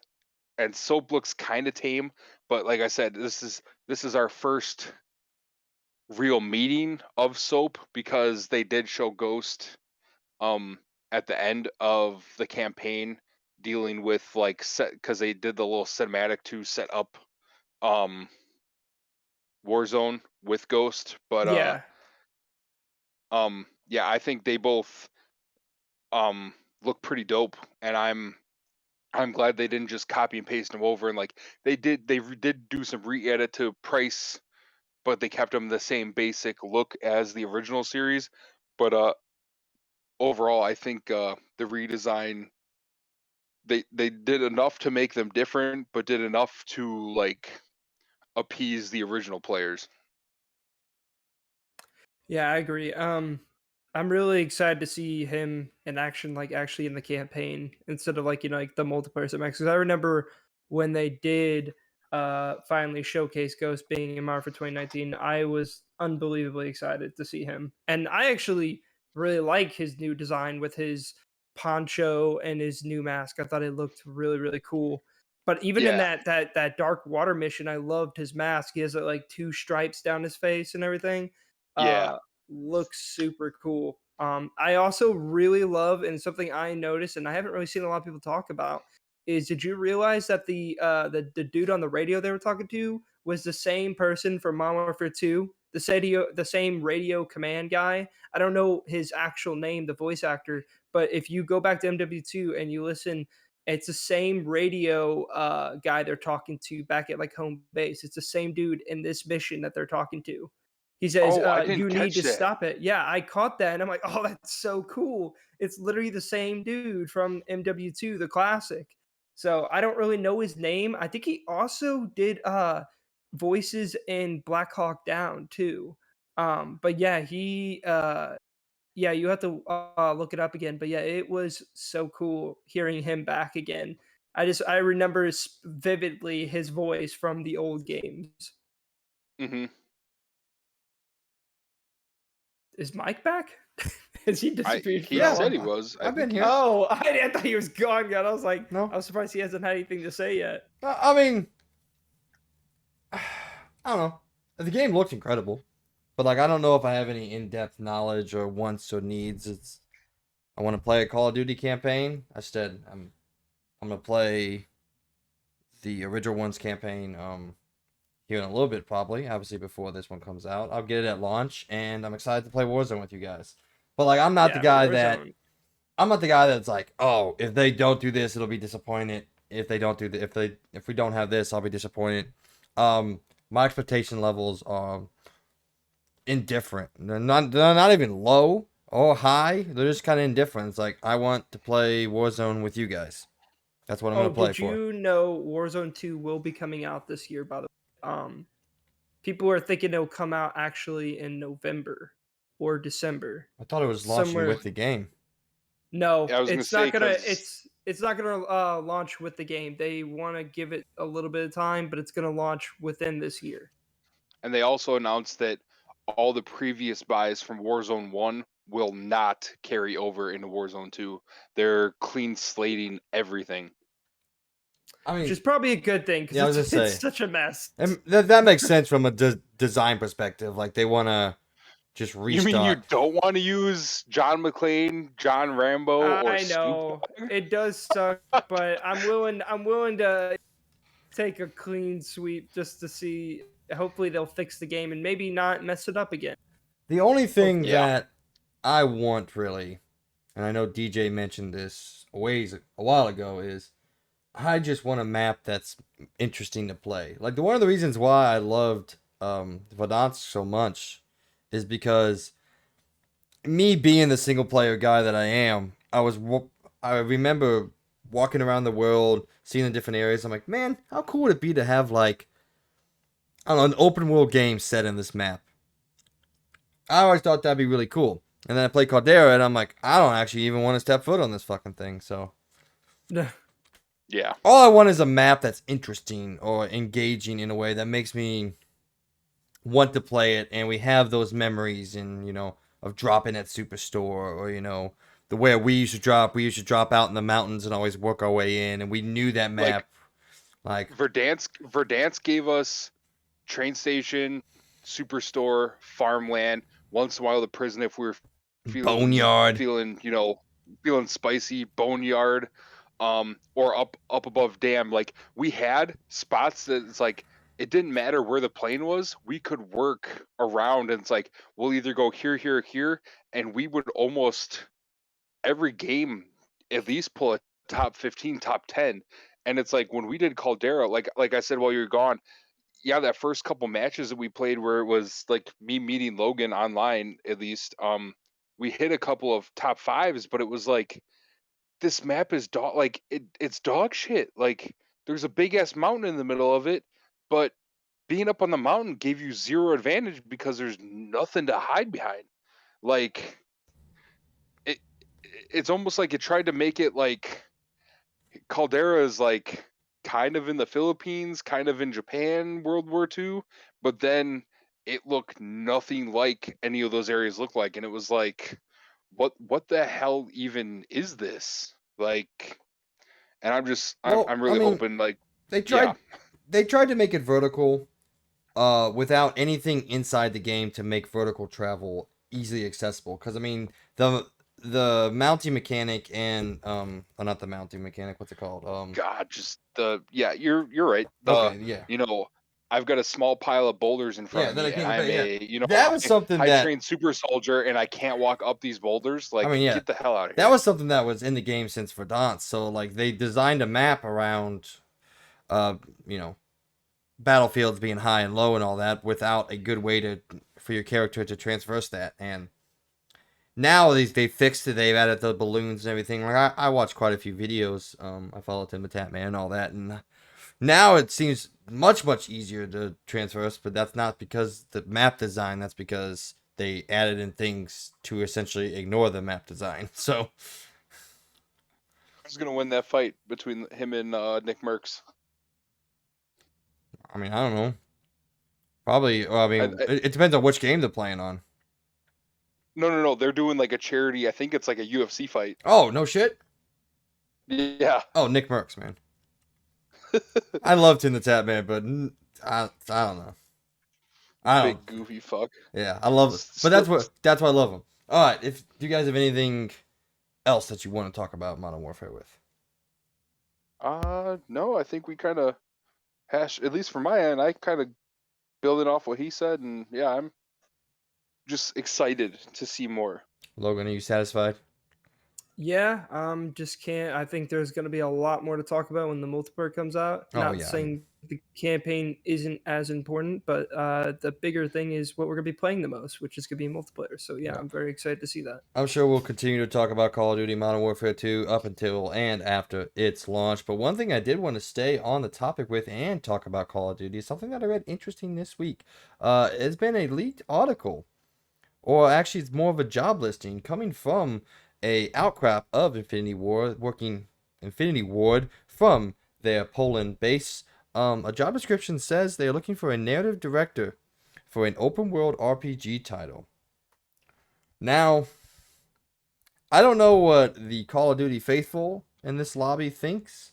I got very excited about the possibility of Infinity Ward or an outcrop or a side studio from Infinity Ward, but still under the same mantra, getting a chance to make something different. Now, I don't know if this is Microsoft's influence. I would happen to say it's not, considering they're not officially purchased yet. So it seems like maybe there's a chance that Activision let a team go off and do something that they wanted. Now, granted, this is probably still, in the conceptual stages, and we may never see it. But I wanted to get your guys' thoughts on this and what it means, not just for Call of Duty, but for the greater Activision, Blizzard, Infinity Ward storyline that we've been living in for the past year. There is one more rumor I forgot to talk about. It's gonna be a quick one. Supposedly, a rumor of rumors, but a lot of people have been talking about it, and I want to believe it, but do I believe it? Probably not. But still, I'm going to say is that they might be making a map creator for this Call of Duty. Do I Ooh. believe it? Probably not. Do I wish it was true? Yes. Because you know how game changing that would be to have a map creator in a Call of Duty game? It was That would game be. changing for Halo. We're gonna get the OG airport map. We're gonna get so many I mean, think of because there's people that have anything. the You can time make for it. anything with that. That'd be Oh, we're crazy. gonna get so many fun maps to play, and especially if it's like the OG Halo 3 or ODST, whatever one it was, gave us that map creator, like to make a map a certain way and then make it exclusively for that game mode, like. Welcome back to the LAN party, y'all. Like that would be amazing. I can only wish that's true. I really do. Because if it does, I almost wonder if that was a thing. They would have people creating stuff that would probably start as an offline thing, but then they would like start to probably have a playlist specifically just for Yeah, the ones just that they like just the most, and just like that would be Bungie did. sick. That would be dope. Yeah, I Okay, mean, well, going back to what Mike said. Now, if it's an open world RPG, if it's a Call of Duty based one, and it gives us like kind of a cross between, I'm not gonna say Grand Theft Auto, but maybe more along the lines of Red Dead, or like that crossed with almost like a what game am I thinking of? Like Avengers. Like if like say the four of us can hop on, or four of us, not there's only three of us here right now, obviously. Say like if four of us can hop on and like not to be a dick, but me and Logan are better, and maybe to toot my own horn, I might be the best sniper out of the three of us. I'm gonna build a hardcore snipe build with a long to mid range assault weapon build. Mike can build like a up in your face. Here's 200 rounds in a minute, and here's a bitch slap of SMG for if you get even closer. Wait, hold on, Like hold on. I if don't know we what you're talking about. I'm the fucking rock of this team, bro. I am not. I am the. Hey, there's a guy over here. I died to him, but hey, at least you know where he is now.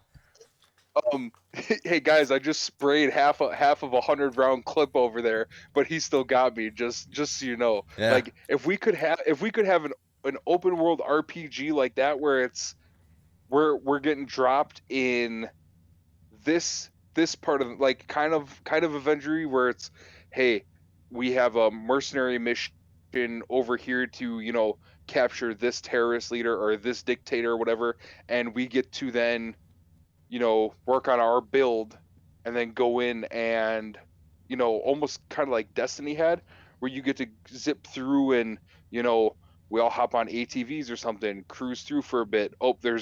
And then, oh, there's this coming up. Okay, well, I can look out with my sniper, or two of us can look downrange with a sniper, and then, we can go from there and plot how we're going to go mission by mission, or even like we did in Avengers, where we just hop on something, cruise through to the end, and then get in a firefight and just have a blast. Like I would be more than down for that. Yeah, to read the whole job listing, which is now filled, by the way. So whoever they were looking for, they found. It is for a narrative director with responsibilities that would include the best narrative and cinematic experience. Sorry. A narrative director with responsibilities would include the best narrative and cinematic experience in an open world RPG, and the listing makes it clear that this is for an unannounced AAA project with a non-linear narrative set in an open world. Okay, so Kathleen Kennedy hopefully did not step down from Star Wars to take that on, because then it'll be dog shit. Dude, I can't imagine Kathleen Kennedy making a video game. Oh, I don't want to. Logan, you haven't said too much. Are you not excited about the possibility of Infinity Ward striking out and making something different?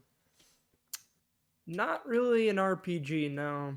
Not an open world one. It sounds like they're trying to basically make a Destiny, and that doesn't excite me, to be honest. Well, I mean, it doesn't say anything about, what style of game mode it could be. Like, or is it just an open world RPG with a non-linear narrative?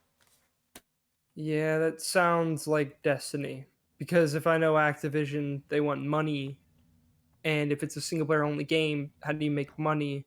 You sell stupid stuff like like Destiny does to make money. I don't know. Fair enough. I'm not that excited for it because I also don't have faith in them making something like that. As much as I have faith in them making short, awesome, linear campaigns, I don't know if I have faith in them making a full blown open world game with a non-linear campaign. But I don't know, maybe it could be like my best example would probably be Wildlands, but I don't know. I mean, there's a much better example, and it's a game DJ and I just played. Guerrilla went from making Killzone for 10 straight years to making Horizon. But that's a difference, though. I'm talking about like a shooter game. That is a game about hunting dinos, like robot dinos. Oh. This is Call of Duty. They're not going to be making a robot dino game. Well, it doesn't say what anything it is. It doesn't say it's a Call of Duty open world RPG. It just says a narrative cinematic experience in an open world RPG. Doesn't even say it's first person shooter. And I mean, like to what Mike was saying, that was a huge switch, and massive switch. To what I was saying, kind of to what I was saying in Horizon, Mike's build could be way different from mine. Him and I have talked. There's a disc thrower in Forbidden West that you hated. Yeah, I can't do a single thing with it. I don't know if it'll really be spoilery. There's a Thunderjaw you have to fight, and I was low on resources because I don't know if it's I don't know if the spoiler is saying you have to fight a Thunderjaw. Well, this one you had to fight. Yeah. And I was half zoned out because I was going into hour 4 straight of playing that night, so I didn't realize that they were like, "Hey, there's a Thunderjaw or there's a massive machine over here like that's preventing stuff." And I just like, okay, well, I'll get there, I'll get in, and then I'll be able to like not thinking, hey, you're gonna get there and you're gonna have to fight this thing. So I was not prepared. So I just had to make do with what I knew I could handle and the small few supplies they gave me. And I really rope-a-doped this Thunderjaw with the disc thrower, knocking off its weapons so that it literally could only use its front laser and charge me was all it could do, because I knocked off its tail, I knocked off its disc launchers, I knocked off its other main weapon, and it could literally only run at me and try to run me over. And as long as I kept my distance and was using my camera movement, like you're able to, like, I think in an RPG like that, it's even something like not Call of Duty, Grand Theft Auto, where you've got a weapon wheel, but you can put your favorite build of a weapon in that weapon wheel and really just have a different experience for everyone else. And not saying, like you said, not saying that this is going to be a Call of Duty open world RPG or even a first person shooter based RPG. Like, it sounds like it'll just be something different, and in an era where we literally only have one football game, one main basketball game, one main baseball game, I guess one main first person shooter and two that are in and out of contention of being one. Like, it'll be interesting to see what we get from this. And I mean, not saying that it's gonna win a game of the year type thing, but I'm kind of looking forward to seeing when it gets announced and what it gets announced as. Now, it probably won't be if this listing just got filled. Yeah, we might get a teaser for it, the end of next year, or probably more than likely 2024, and then it'll come out 25, 26, or 27. But I'm interested to see. Yeah, I'm always excited to see a team that's been, well, quote unquote stuck I don't really think they're stuck, but like they're doing what they want to do. But I'm always interested to see a team strike out and do something different. You know, can they pull it off? Can they not pull it off? You know, maybe I'm a little bit more open to it because of what Guerrilla pulled off with Horizon. You know, I remember the lead up to that game coming out, and it's like, man, can these guys do this? You know, they've only made Killzone. Like, can they pull this off? And they made their best game to date, and Horizon for Zero Dawn, and now we're looking at, you know, one of the most important characters in PlayStation's library. So I'll be interested to see. I'm hopeful that this actually makes it to production and makes it out, because it'd be nice to see a Activision Blizzard game do something different. Hopefully not driven by microtransactions, like Logan says, but it probably will be, because he's probably right. But let's hope it's not. Especially since we have a lot of properties that seem to be coming to an end. Like, Assassin's Creed has really hit a wall where Assassin's Creed is never going to end. Change. Yeah, but I mean, it hit a wall. We asked for something different, and then they went way too different, and now we're in this weird limbo. Battlefield hit a major wall where it went from, wow, Battlefield might actually start to put Call of Duty down for the count, and then they really shit the bed. That's funny. That's a funny sentiment.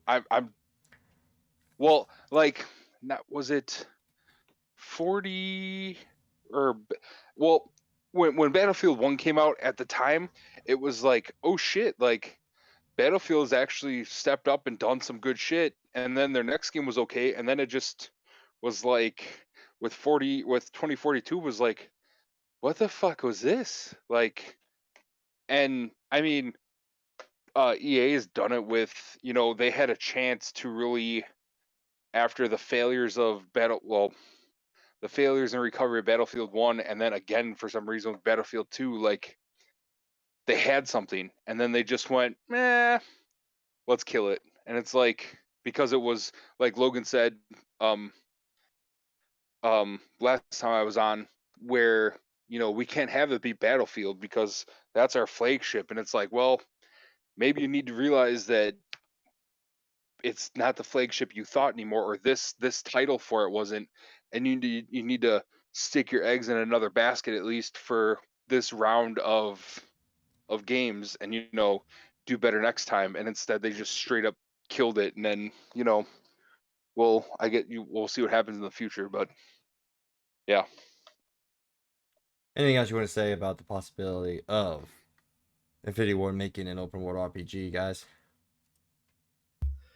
No, I don't think so, but it's not that I want it to fail. It's just it worries me because I just don't know. I don't know. I mean, there's a difference. Like, Killzone's been making what, for how many years have they made Killzones? But how long has Call of Duty just been making Call of Duties? It's longer, but Call of Duty doesn't make Call of Duty. The people make Call of Duty.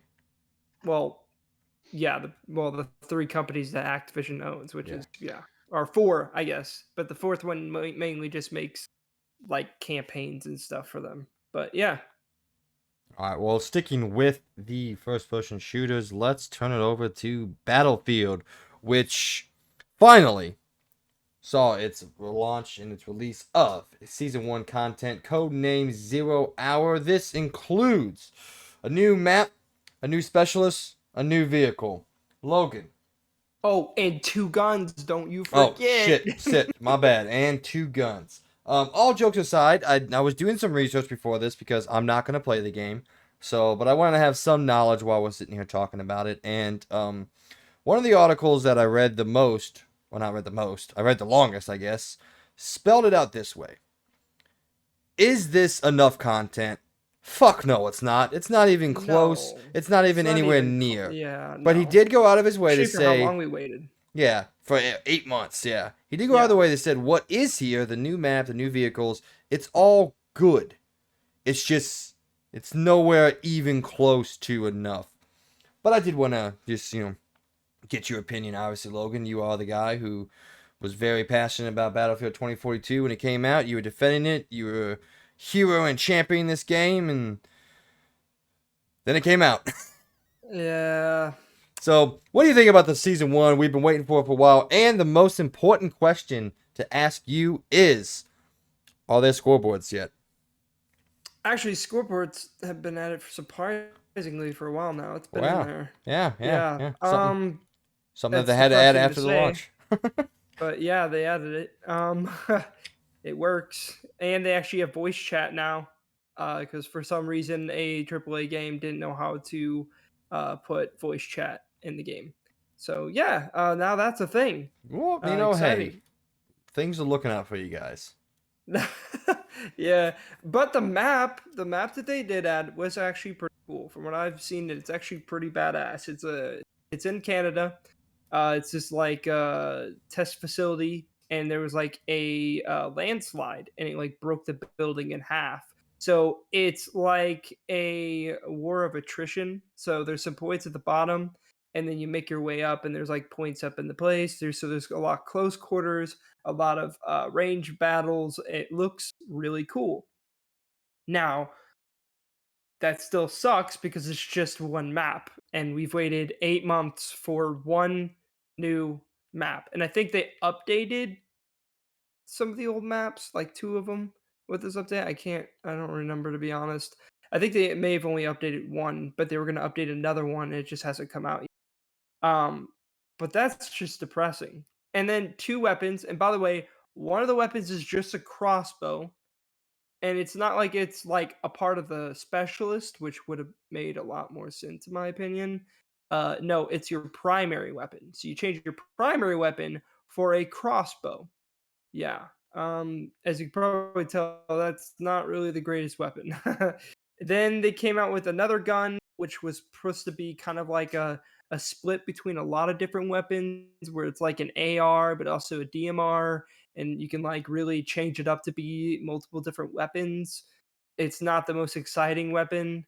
And even worse, they are planning on just bringing weapons over from Portal, which I honestly kind of surprised that already hasn't been a thing because they already have all the guns in Portal built in the game. I was kind of surprised that wasn't a thing, but they're like teasing like it's a brand new thing. Like they're bringing these brand new guns that were already in the game in Portal over to the normal game. Yeah, it just makes me sad seeing this. Like how how did you, like, as much as Battlefield 5 was bad, going back and even just seeing that game, it is just so much better than this game. Like Battlefield 5 looks so much better, surprisingly. It has, like, if you look at the comparisons, like it just looks so bad. Like they took out a lot of things that made Battlefield look realistic. I mean, most of all, they took out classes, which I tried to protect at the beginning. I'll admit it. I thought, it wasn't that bad. I was like, okay, I'm enjoying this. It's not too bad. I ain't really feeling all the hate. There was still, I mean, there still is somewhat teamwork in the game. It's not as bad as Call of Duty where literally there's none. There is still some teamwork I see in the game, but not a lot of people really choose to still be medics, because what's the point when you can literally just be a medic for your own squad and you don't even have to be a medic.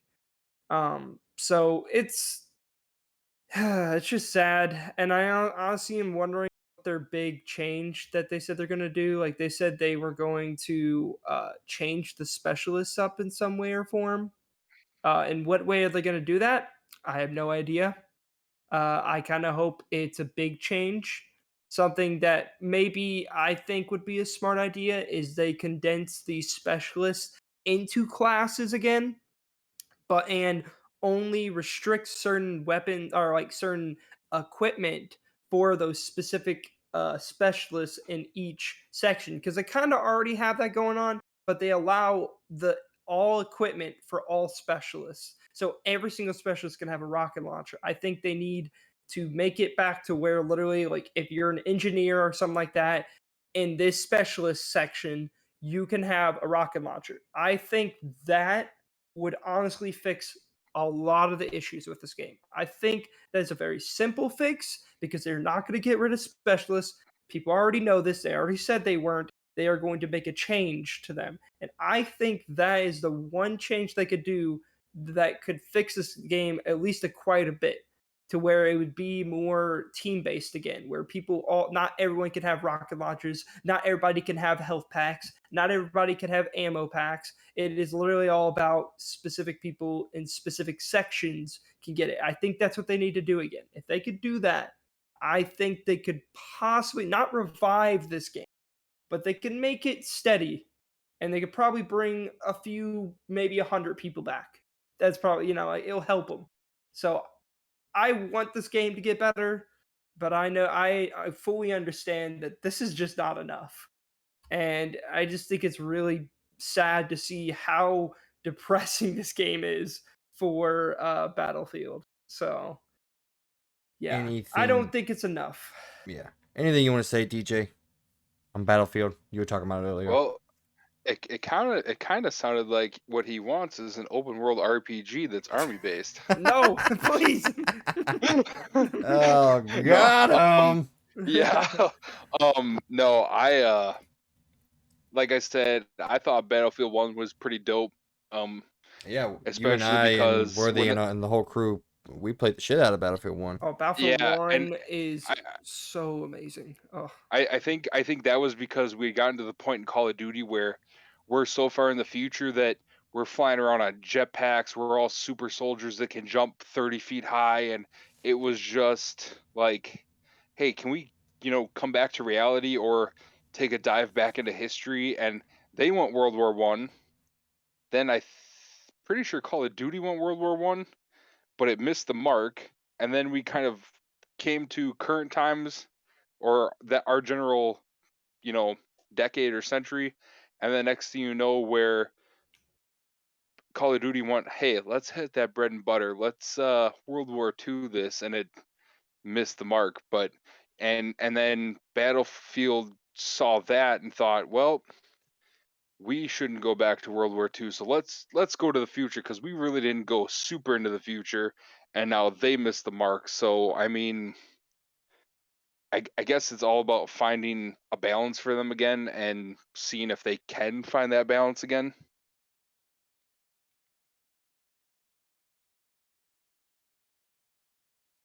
This is an awkward silence. What's going on? Oh, I thought you were going to say something. I thought I already put my point in. You were the one that was talking to him, so I was confused. To be fair, that was a very unnatural ending to a conversation point. My bad. I was still sorry. I was still listening to him. No, it's cool. It's Battlefield 2042. The moment that they said multiplayer only, I was out, so I don't have a lot of opinions or wants for this, but it's sad to see what happened to it. Like, Logan and I sometimes talk about the Steam numbers, and the Steam number for this game is awful. I mean, I think it peaked when Season 1 came out at 4,000 players, which is 4% of what it was at launch. 4% of players are still playing Battlefield that played it at launch, and it's only 8 months. You know what I want? I want a Battlefield Bad Company game again. That's still in my top 3. Well, maybe top 5 for sure. Maybe top 3 of campaigns I have ever played. That's pretty good. All right, next story, something that I think interests DJ, but definitely, I'm already on board and I'm already there. PlayStation Plus officially launched in the United States territories as of yesterday. I have already subscribed, even though I said I wasn't going to. I lied. I got premium day one, and I mean, if you just want my honest opinion, I think it's great. I think there's very little wrong with it. I think it works the way it's supposed to. Now, obviously, just talking about the United States, there's plenty of other territories that have a significantly worse version of PlayStation Plus, which is awful, and we can talk about that if we want. But for us here in the United States, I think as a day one, like, people sometimes say, oh, there's not enough here, there's not enough. I mean, this is literally day one of the service existing, with day 2 as of recording. And I think it's way more than I ever thought it was going to be. PlayStation is pretty crappy when it comes to services like these. Xbox definitely has the hands up, the head start and the better service outline than PlayStation does. But hats off to them. They did everything I could have ever possibly won it. I mean, we get trophies for, no, they're not for every game, but it is for a select amount of games. Do you have trophy support? These games run in the best possible emulation in the States at full 60 frames a second, full up-res, instant load and save states wherever. The unlockable rewind feature, which takes a snapshot and a save point of the game every 5 seconds. I mean, the list goes on and on and on of things that I never would have thought would have been here. Like, I honestly expected PlayStation to be like, here's the games, play them, and not give a shit about anything else, because that's what PlayStation Now has been for 10 years. Okay, it hasn't been out for 10 years. Let's say 5 years. However long PlayStation Now has been a thing. They haven't cared about it. There's been no pomp and circumstance behind it. They add games and they take games away, and people will either like it or don't like it. But this is great. I think this is a fantastic start. In my mind, it's well worth the $120 a year or $10 a month for what you get. And like I told Logan yesterday, they have announced that every 2 weeks will be a new refresh of games. Now, how many games we get during those refresh, whether it be 1 or 2 or, more, that's going to be random. They did not give a number. They said it'll be different for each one. But every 2 weeks, you get something new to play. And the list of games here, outside of being a little shallow on the real big hitters on PS1, we still get, for me, enough to make it worth it. I know Logan was talking shit about Ape Escape last night. Say all you want, Ape Escape is actually an important game in PS1 history. It's one of the highest scored games on PlayStation 1. But is it the most exciting game you could have picked to be as your initial launch classic game? Is it the most? Well, I mean, no. they already gave us a revamped Spiral and Crash trilogy, so like. Also, they don't own those, so those are almost impossible. Those are almost impossible to get on this service because of who owns them now. So it's Activision owns them now. Well, now it's Xbox almost. So well, yeah, like as far as like PlayStation 1 games go, it's like Crash, Spyro.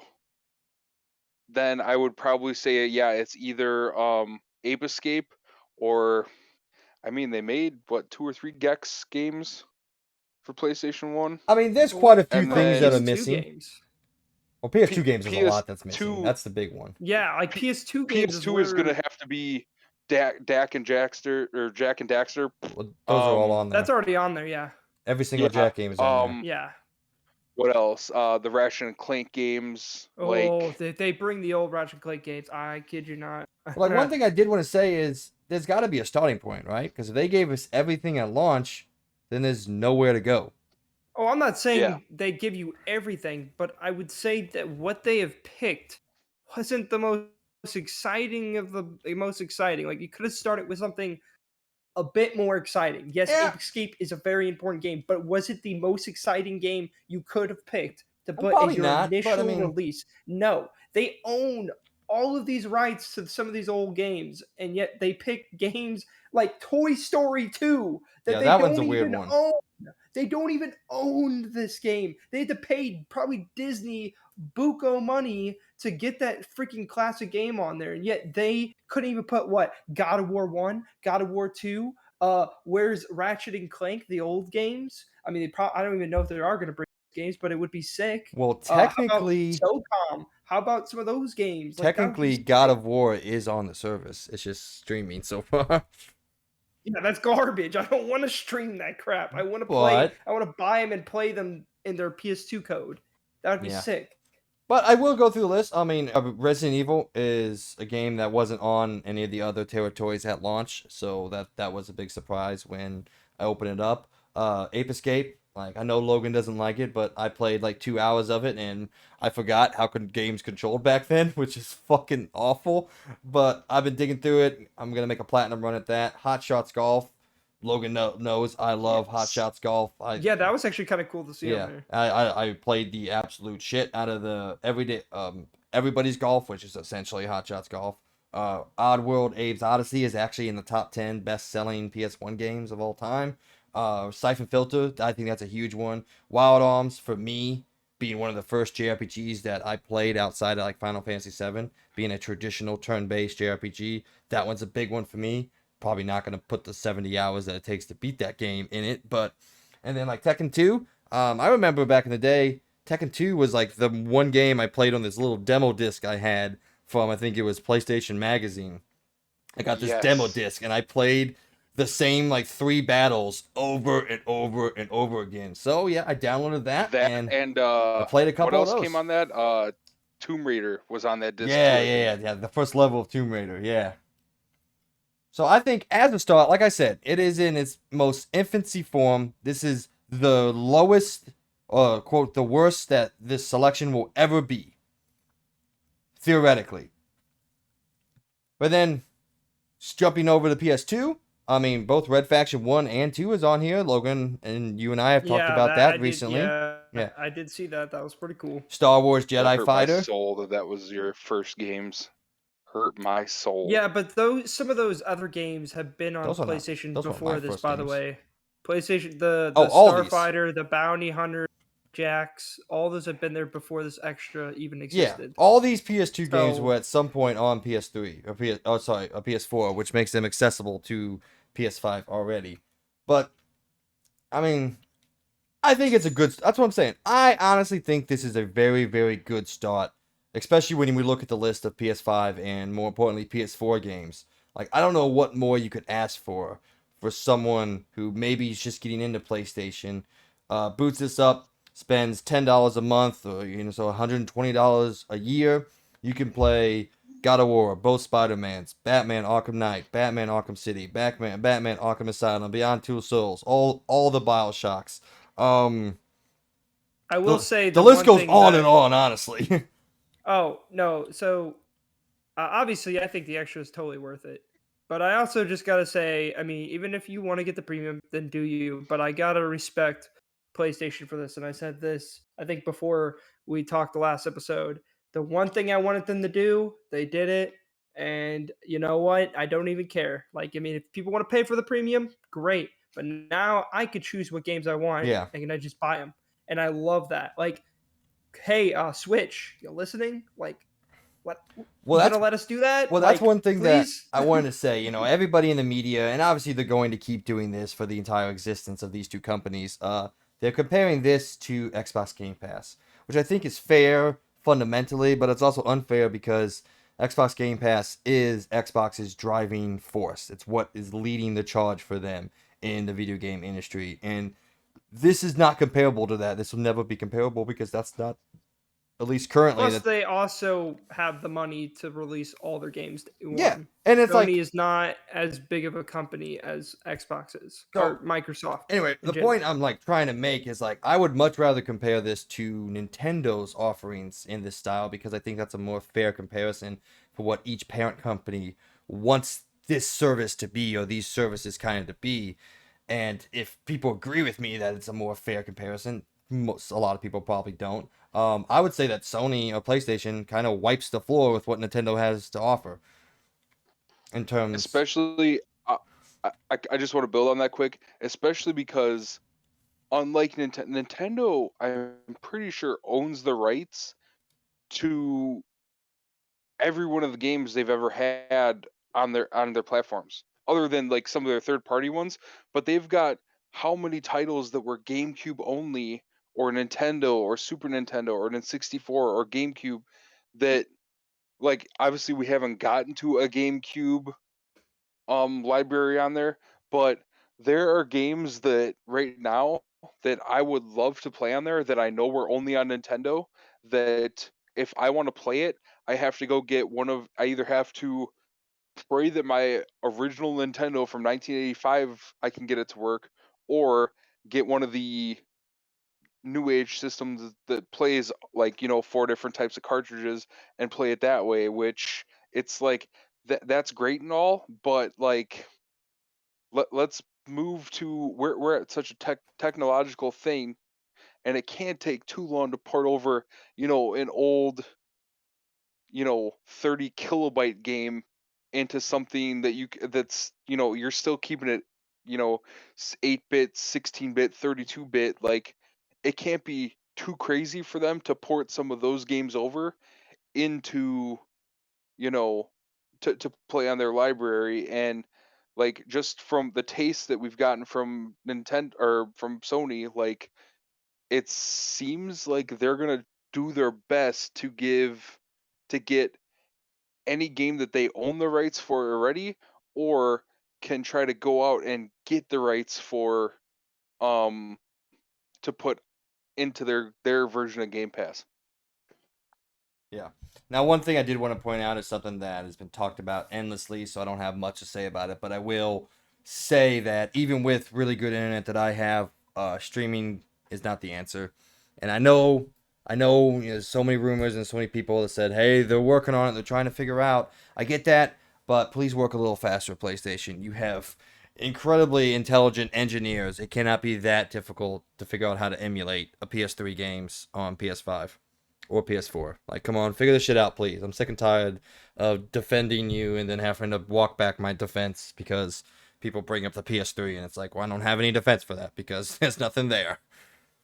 Especially when you have people that don't do this for a well, don't work for you for a living, that have, pretty fantastic ports to emulate PS1, PS2, GameCube. Like there's some emulators out there that just make you wonder, like, why are you guys not sticking your money into this instead of going after the people that have done it?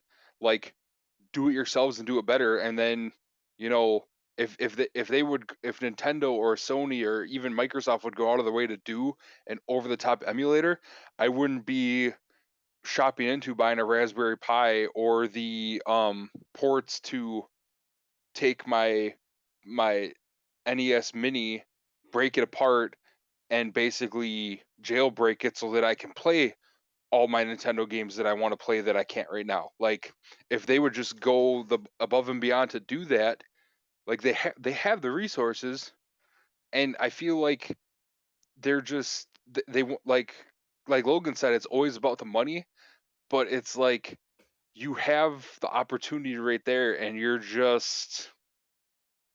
wasting it. And I hope maybe they'll see, especially with like kind of dipping back over to Nintendo, like it's kind of a swing and a miss to me right now for the N64. Like, there's not that many games, and Nintendo owns the rights to the majority of those games. So like, it's like, where are all the N64 games? Like, I'm not about to drop all this money if I can't, boot up and play any N64 game. Like, I'm more likely to spend the 120 on premium for Sony and play some of those games first. Anything else you got to say, Logan, before we get out of here? I have one more thing that I wanted to say, but I want to turn over to you first. Honestly, keep doing what you're doing. Each your own. I think definitely extra, even for me, not probably ever going to subscribe to it. I think extra is obviously worth it. I mean, if you own a PlayStation and you don't own extra, then I think you're kind of missing out because you're getting a lot of free games for a low price, just like Game Pass. I think at first I was one of those people that did not want to get Game Pass, and it started to come out with good stuff. I decided to get it. I think PlayStation Extra is a really good price. You're getting a lot of good games. You're probably still going to get some day one games. You're just not going to probably get the exclusives day one, but you'll probably get some. I guarantee they're going to do some games day one. I mean, we're getting Stray day one. Yeah, so that's what I'm saying. Like, you're still getting day one games, which I think is really cool. So I obviously think Extra's worth it. I don't think Premium's worth it, but that is for each person who want to do it. But I 100% respect Sony for being like, hey, you don't want to pay for Premium? Here, we'll still let you buy the games. Bam. That's all you need to do. Just like how I think, and you were talking about on Nintendo, is I just wish Nintendo went back to their Wii U and 3DS and Wii days where you could literally just get the virtual console and just buy the games and play them whenever you want. But, Nintendo's a little bit more greedy about that stuff. So I'm happy Sony didn't go down that route, and I give them 100%, like 5 stars right there, just because like that is awesome, which gets me hyped that hopefully they'll bring some really good PS2 games to the service. I really hope so. I'm hoping for some, like you guys said, some Ratchet and Clank. I've already played every single one, but I still want them. I've never played the classics, or at least not a whole one. So I've always wanted to play. I played the PSP Ratchet and Clank. I don't think I played any of the other ones. Yeah, well, otherwise, I'm dipping back into the retro gaming and spending a fortune anyways to go get a PS3 Gen 1 or a PS2 Slim so I can do my 1 and 2 games and stuff like that, which I'd rather not at this point because that's a lot of money.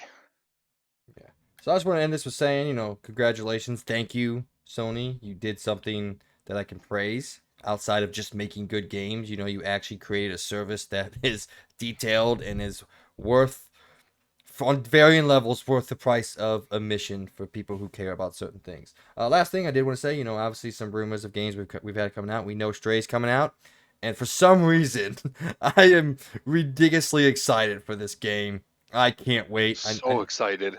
And you can get that from either the extra tier or the premium tiers. And then a couple rumors: Dino Crisis is rumored to be coming very shortly to PS1, and Resistance Retribution rumored to be coming to the PSP collection. But please, Sony, can you give us fucking Ridge Racer? That's all I want. Please give me a Ridge Racer game. Type 4, my favorite one. So, alright, moving on to the next story. Let's go into the sad part of the video game world. GameStop apparently is still a really shitty company. So, reading from an article, something that happened, I think 2 weekends ago in Lincoln, Nebraska. A bunch of employees decided, hey, you know what? We don't care no more. We walked out and they posted a sign on the front of the door, and this is what customers read when they approached the GameStop in the mall. It says, "Attention GameStop patrons, we regret to inform you that we all have quit. Our district manager has no respect for us as employees or as human beings. We have been told by our district manager that we were supposed to have this store achieving sales quotes and running perfectly 6 months ago, which was 3 months before a lot of us even got hired. Unfortunately, despite the staff's best efforts, we are not God." Then it says, "For all your gaming needs, please visit these additional locations around Lincoln, Nebraska. Send your money at an establishment that respects its employees." The article then goes on to detail more and different things about this district manager, and even the case that apparently it has happened 4 times under his reign around Lincoln, Nebraska. 4 different walkouts have happened. So I don't mean to laugh because I feel sorry for these people, but I honestly thought we were past like the GameStop is a shitty company. It had been quiet for quite a while, but apparently they're just keeping it quiet. That's crazy, honestly. That's really insane that like an entire place leaves because of how bad they treat their employees, which I'm not exactly surprised because I've heard so many stories about them being absolutely horrible to their employees. Yep. Still really horrible though. 4 times it has happened to the same district manager, and I'm guessing he still has a job. That's insane. And Mike, you've been shitting on GameStop since the day I met you. So I don't like this company. The only reason I've ever gone is they've had not really exclusives, but it's just been more accessible to me. Because that's what they've done better. Now for me, it's a 15-minute drive for me to either get to a Best Buy or a GameStop. So the only thing keeping me at GameStop right now, but I was talking about this with my wife the other day. I haven't been there in I don't know how long, just because there hasn't been a need for me to run out and get something. I think the last game I got was either Horizon or it's probably Arceus. But yeah, I just and I have the pro membership thing there, but honestly, other than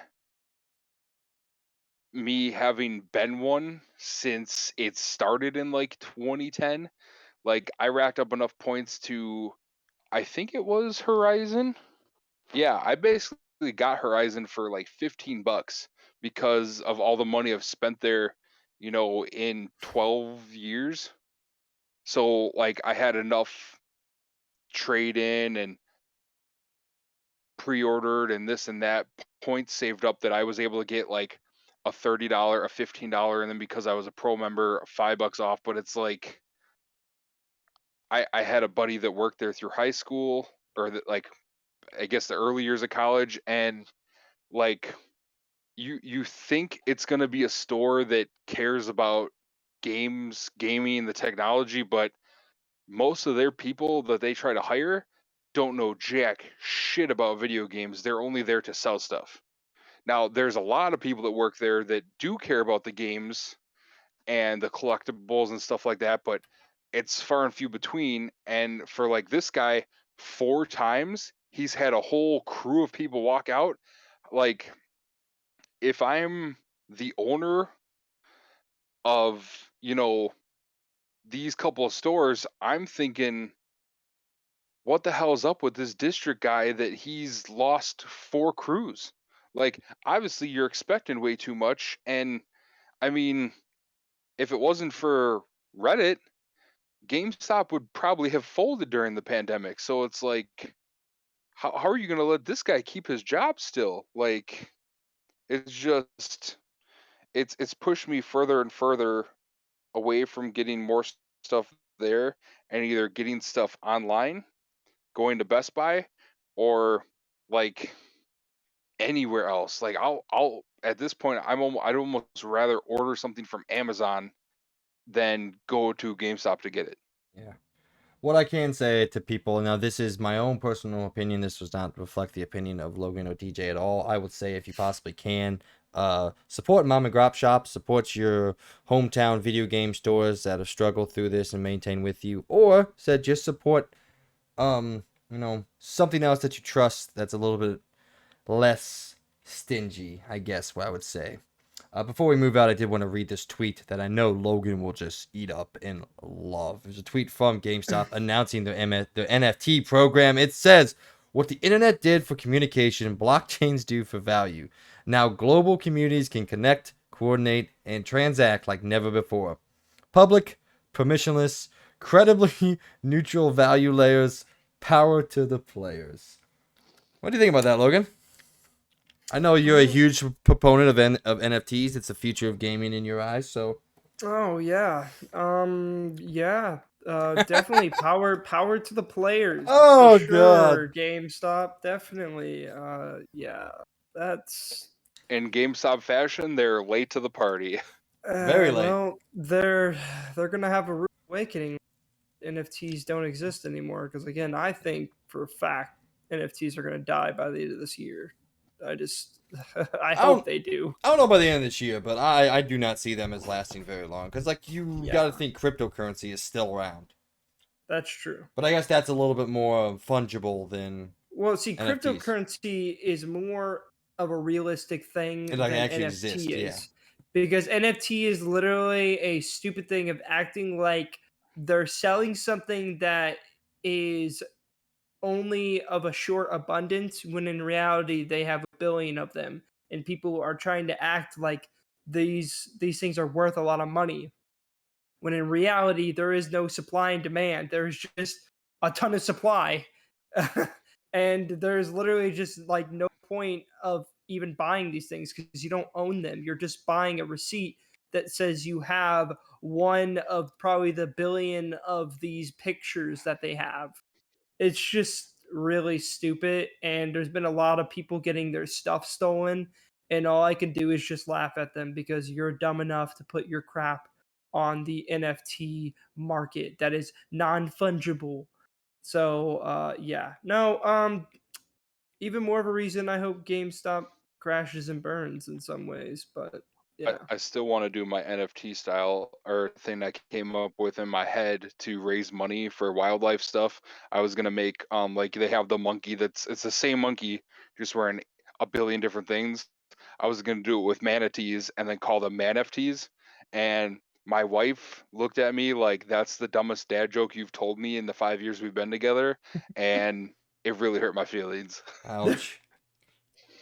Next story, sixth story, moving on. 1-2 Switch sequel reportedly in limbo. Reading from the IGN article, it says, despite 1-2 Switch's lukewarm reviews, Nintendo reportedly began development on a sequel, and the process apparently hasn't gone exactly as the company expected. According to a report by fanbyte.com, the sequel is rumored to be titled Everybody's 1-2 Switch and features more simple party games similar to its predecessors, bingo, musical chairs, and a family-friendly version of Spin the Bottle where players complement each other.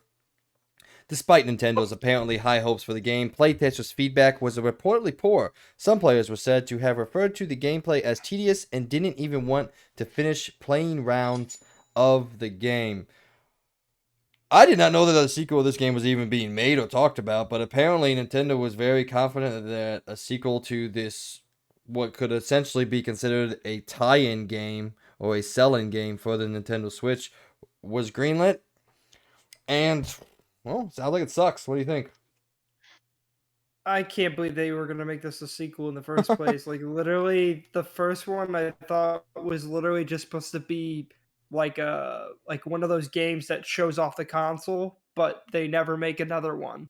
And it's like, uh, why would you want to make a sequel to 1-2 Switch? That's so stupid. So a couple of like I get they're trying to do what they did with Wii Sports with this, but they had some other third party. It was literally called Game Party or Party Games.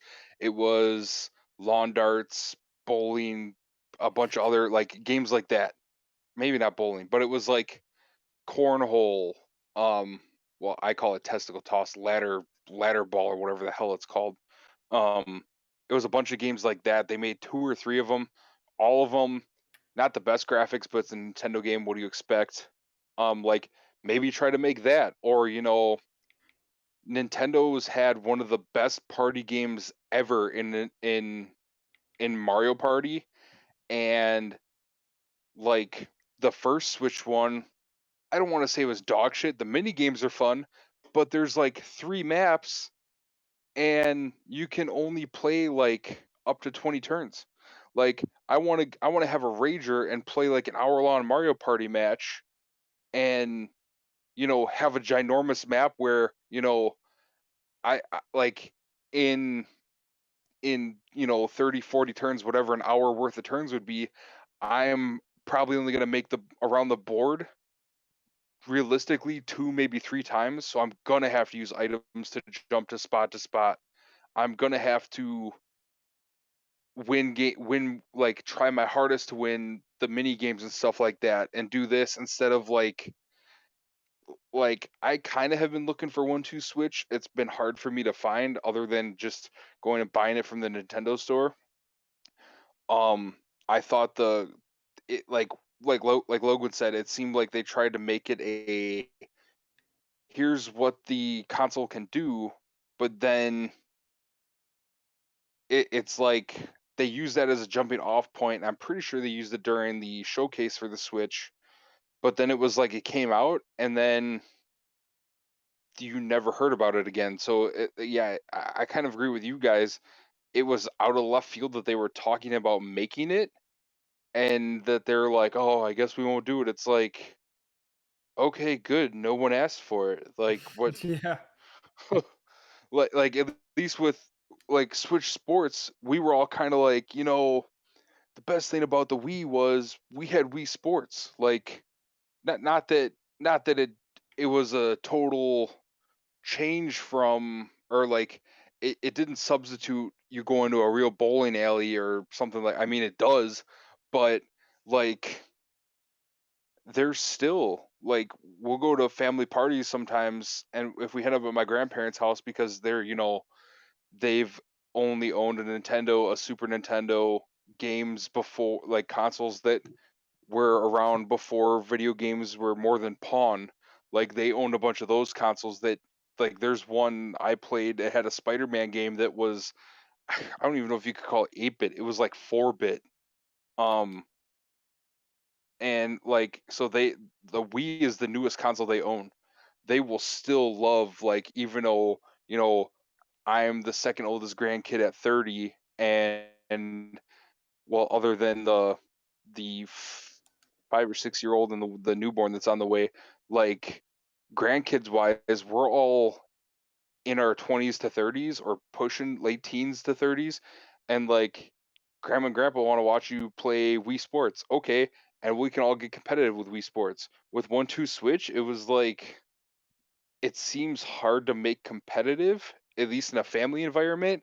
And like the list of games you just read off, what is a family friendly way of spin the bottle? And how are you going to make that into a video game? And I'm sorry, hearing that, all I thought was there's going to be college kids either using that to play real spin the bottle or use that to roast the shit out of each other. Because I guarantee you, in our Goon Squad suite when Anton was CA, that's what we would have used that for. Was you spin the bottle, you spun it, whoever it lands on, you have 5 seconds to roast the shit out of them. Like I think this is going to be if it's a success, it's not going to be in the way Nintendo. Well, if now it's obviously in limbo if they're going to make it, but if it were to come out, it's not going to be used the way they intend it to be used as a family style game. I'm gonna go ahead and put my foot down and say that I don't think this game comes out. Anybody else? I don't think it will either. No, I think they're like obviously if it wouldn't have been announced earlier in the year, there would have been a better chance Breath of the Wild 2 comes out this year than this game comes out ever. Real quick, before we move on to a little bit of Final Fantasy news for myself, there is breaking news that I read just in as of 1 hour and 37 minutes ago. Sony's upcoming Gran Turismo film is apparently hitting theaters sooner than expected. It is scheduled for release reportedly on August 11th, 2023, and is being directed by Neil Blomkamp, the same guy who directed District 9. I'm sorry, I'm losing it. Oh, and it's supposedly based on a true story. No, seriously, this is the tagline for the movie. Based on a true story, the film is the ultimate wish fulfillment tale of a teenage Gran Turismo player whose gaming skills won a series of Nissan competitions to become an actual professional race car driver. Oh, great. Yay. Oh my god. Hey, but you know what? Neil Blomkamp has directed it, so the movie's gonna at least be made well. Whether that's actually a good movie, I don't know, but at least it'll probably look nice. I'm sorry, I read that when you were talking, and I was like, you gotta be fucking kidding me. That's a thing? I thought you were gonna hop in with the news that Elizabeth Banks, she was the chick that's known for saying Mahogany in the Hunger Games. Yeah, She's in the Pitch Perfect movies and stuff like that. She is going to be in the MCU now, and most likely in that Agatha Harkness show that nobody wants. Well, not that nobody wants. It's just at this point with the way WandaVision ended, and with what happened in spoiler alert, you know, what happened in the MCU as of late. It's like, what the hell is the point of this show now? Like, it's like they built her up, everyone loved her, so like give her a show, and then they did this stuff that they apparently had in the works already, and now it's like, wait, why does she have a show now? Unless it's just going to be to build backstory, it seems kind of pointless. But I mean, hey, whatever. Like we talked about, I think the last time I was on, the MCU is in a weird limbo right now as to, are we watching just to watch, or because there hasn't been anything else to really shut down superhero movies all the way yet. So Logan, real quick, what do you think about the new info we've gotten on the Gran Turismo movie? Directed by Neil Blomkamp, telling a true story, apparently. Well, I can't wait for it to come out. Honestly, I'm so excited. Oh, I'm gonna watch the shit out of this movie. You kidding me? I'm being there day one just for the lulz. Oh god. It's just gonna be the first 45 minutes are gonna be this kid just getting super sweaty at Gran Turismo. Let's go. That's all I'm talking about. That's what I'm talking about. And then he goes to like some of the first ever esports tournaments and wins a wins a Nissan, then wins another one, then learns how to drive. Then he slowly turns his back on his gaming, and now he's just a race car driver. Like, I think I might have just said the whole plot of the movie Perfect. because I'm there for it. Let's go. like okay, like it's better than It's better than the Halo Fast and the TV show. Furious. It's better Hey, than that's Fast and the so Furious true. 15. Oh, I'm such a piece of shit. I'm sorry, Logan. Why? I just dig at you, but I do it to be funny. Dig at me? As if I created the Halo show. If I create the Halo show, I'd get the hate. Yeah, but there's always a war. You know, the PlayStation boys out there are ripping into the Halo TV show. See, we can do it better, even though Uncharted wasn't that. That's great, what happens when you give a creator too much freedom to make whatever the hell they want. Hey, you know, Sony isn't saying shit to Crash Neil Bandicoot Blomkamp. show? Yeah, I'm happy that. Well, it seems like the name is Neil Druckmann is actually like straight up like giving those people feedback on the Last of Us show, Well, no, which gives me he faith for that show. At least he directed an episode and he wrote like half of them. Exactly, So. that's what I'm saying. That's what I mean. That's why that probably I have the most faith in that show than I do with any other one, because literally the director actually is having, like a his hand in the work, which is literally what I feel like most of these video game people need, because literally, Halo was absolutely horrible. And if Microsoft didn't let them do whatever they wanted, it probably could have been a really, really good show. But nope, we Yeah, got that. it's pretty bad that the fan made, like, always it's been floating around, I think, since like 2009 or 10, that it always came out that it was the real unreleased trailer for a Halo movie or show, and it's completely fan made, and it's leagues better than I think anything I've ever seen. Like, there's a grav hammer, the sniper, the warthog, everything's in it, and like the only thing of note that's been done ever with Halo has been Red vs. Blue, and Oh even no, that's dog water at this point. what you're talking about is actually a trailer for Halo 3. I know exactly which one you're talking about. Oh, was that really? Those are already, go back, look up Halo 3 marketing, and I kid you not, all of that, every bit of that is 15 million times better than what all of that Halo show Oh, it was. Because that got people hyped oh yeah, for like, because then it was like, I think that's what I'm thinking of. That it was after Halo 3, it was rumored they were going to do a show, and people were like, well, based on that trailer you gave us for Halo 3, like, fucking do it. And then we haven't gotten anything till now, and I haven't even watched it because I've heard it was don't hot waste your time. garbage. So Don't even waste your time. We got to pick it up a little bit here, guys. So moving on to the next story. Final Fantasy VII is a 25th anniversary stream announced for next week. And let's cross our hearts, hope to die, stick was it a needle in my eye, that we get Final Fantasy VII Remake Part 2. But probably not, because it's something that I want. So we're probably going to get a bunch of t-shirt announcements, and the mobile game spinoff is going to have a trailer. That's probably what we're going to get. But I'm still holding out hope. Logan, being a brand new fan of Final Fantasy VII Remake, are you excited to see Part 2 come out? more cloud. I am so excited. I'm just kidding. I haven't even played the first one. So Well, you played 45 minutes to an hour of the first one. I probably played maybe 30 minutes. Yeah, maybe somewhere in that area.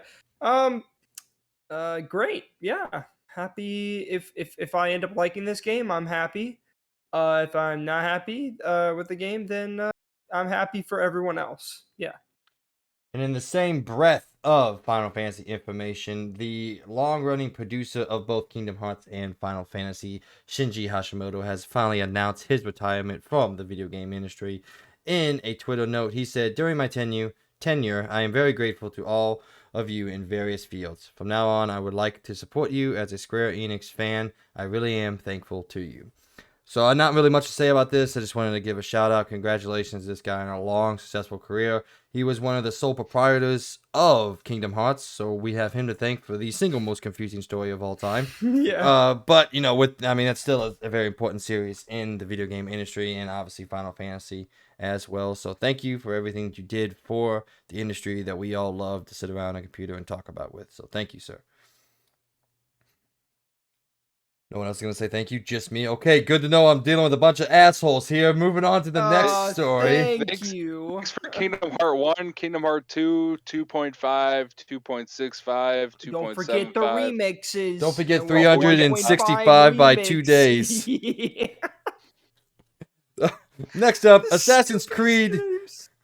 Assassin's Creed had a celebration stream today, and I watched it. And I can detail it in under a minute. So it started with the announcement of some new DLC for Assassin's Creed Valhalla, and some more information on the end of Eivor story, which apparently will be coming at the end of this year. Then they went on to announce something that we already knew, but Assassin's Creed Origins got its 60 FPS patch, and then in the final big announcement of the stream, they announced that they are going in September to announce other stuff. And then they rolled out, and there you go. There's your celebration stream.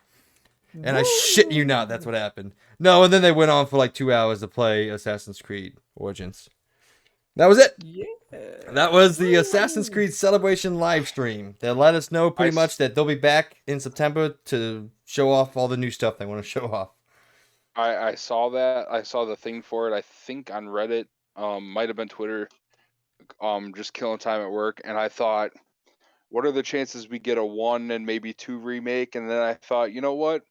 I bet you within the next hour I'll get a disappointing message from Mike saying the Assassin's Creed thing was a waste of goddamn time. And I think almost to the minute I got the Assassin's Creed thing was a waste of goddamn time. So you know what's funny? It lasted literally 10 minutes, and I still feel like I wasted my time. That's how bad it was. I was like, I really thought we were going to get just a trailer of Assassin's Creed Rift, or whatever the new one's called. I forgot what it is. I just wanted to see the trailer, just to see that I saw it as... I'm still a fan of the series, still hoping that they can turn it around, but man, I am lost in my hope on that one. So Logan, you gonna watch this? It's really good. It's riveting stuff. No, I'm good. I'm fine. I gave up on Ubisoft a long time ago. All right, DJ, you wanted to talk about some Pokemon rumors. Give me the rundown and everything that you want to see here, but can we try to make it semi-quick, please? I'll try to shoot through them pretty quick. Dual type final evolutions that I don't think we've got, well, other than we just got Fire Ghost in Arceus, water fighting, grass dark, cool. The way this guy wrote, the way the leaker wrote his stuff, the grass starters final evo is going to be humanoid, which people are pissed about, and it's going to be rule 34 damn near ready, so people are fucking, that's fantastic. The final evolution for the water type is this guy's favorite design of the 3 legendaries are Dragon Fighting, Dragon Electric, so you know, dragons are still legendary. There's 4 Pokemon that are ready to be Rule 34 female wise and multiple male wise. Finally, for those Gen 2ers out there, supposedly we're going to be getting a Dunsparce evolution. Okay, I'm a Gen 2er, and I don't really know if I'm that excited about that. Hey, Worthy will be excited. Dunsparce is his favorite. Okay. What else we got here? New type combos we've never seen before. A cool new fish Pokemon. I don't understand a couple of those. The new gimmick is giving Pokemon a 3rd or 4th type gimmick, as in we had Mega, VMAX, and I forget what some of the other ones were. It's going to be a concept that's closely related to Mega Evolution, just because I think that's been their best one so far. Although I thought the VMAX trading card game wise stupid, game wise kind of dope to give them like a blown up like kaiju Godzilla monster type effect. Regional form for a bull Pokemon, which I'm guessing Tauros. Regional form for another water ground type. He says there's going to be tons of new cool Pokemon. So, I mean, it's been a while since we got. I mean, Sword and Shield had a decent addition of new Pokemon. Sun and Moon, I think, had maybe 50, excluding regional variants. There's going to be a bug Pokemon that's Japanese theme. I'm assuming it's going to be either samurai or ninja themed, although they've done a ninja theme recently with Greninja. What else? Lechonk, the pig that they shown in the first one, its evolution will be female, but it's going to be ugly, which, okay. The legendaries will have forms to them, and they'll be rideable in some way. I mean, the one big thing that I want to point out and that I am happy for is, ladies and gentlemen, Talonflame is back, and that's yes, all. That's all I care about. There's a handful of Pokemon that haven't appeared in the last, whether it's these last couple of remakes, Arceus, Sword and Shield. Like, you could trade some into this, but this has a handful that weren't in any of the last generation or two of games, and some that and also you won't, like, much like Sword and Shield, you won't be able to get every starter Pokemon ever. It'll only be a select handful. It hasn't said if there is a way to what was I gonna say? There isn't a way to get all the starters. I think they're gonna try to limit that, which, I mean, whatever. There's a list of every Pokemon's been confirmed so far, but my computer will probably freeze when I try to do that because it's begging for an update. Yeah, it's a lot. I can confidently say that this may be the first game that all three of us actually all play. What do you guys think? Yeah, I'm definitely gonna play I'm it. definitely I'm probably gonna go as far as getting the 2-pack of them, just because of the way the previous announcement and the actual trailer and stuff rolled out and made it seem like it's gonna be too close to the same but entirely different games to try to play. So I'm looking forward to that. Logan? Yeah, I mean, I'm excited. I'm definitely gonna keep my eye out and keep, checking things out and see how it's going. But it won't be a day one purchase, probably not even a week or month, but I'll probably try to get it sometime in like the second month or so. I'm gonna buy it for you for Christmas, and then you're gonna be forced to play it. That's fair. All right, moving on to movie talk. We're gonna make it quick here. I don't remember if you guys said. I know DJ. There we go. Forgot the name for a second. It's my bad. Apologies. Said he hasn't seen Miss Marvel. Logan, have you got a chance to check out Miss Marvel? No, and I'm not gonna push myself to watch it. I'll probably watch it at some point, but I don't really care. It's not one of them I'm gonna really keep up with. So I'll probably watch it whenever I have time to watch it. Fair enough. Well, From the trailer, it seemed like they're kind of re-going over what from what we've seen number wise a lot of people didn't see by playing the Avengers game. I mean, yeah, it definitely has a similar feel, but I mean, it's also an entirely different. It's a very much a teenage coming of age drama TV show set in the MCU, which for me, I love those type of movies and shows. I know Logan doesn't like those teenage drama coming of age shows. That's literally one of my biggest guilty pleasure things that I watch. I've watched One Tree Hill fucking 4 times all the way through, seen the OC, Gossip Girl, just all those. I love them to death. It's one of my biggest guilty pleasures, and I have to say, 46 minutes into this series, I really, really, really dig the vibe that this show has. It has this really unique mix of animation thrown in with the live action that kind of brings the characters' internal thoughts to the screen. And it doesn't overly do it. It does it enough to make the show visually interesting. More visually interesting than just a live action straight through and through screenshot. So, but yeah, so far, I said I want to make it quick, but so far, I'm really digging it. Can't wait for tomorrow. Season episode 2 comes out, and this will definitely be one of the ones that, unless it goes completely off the rails in the next 4 weeks, it'll definitely be the one that I watch week in and week out.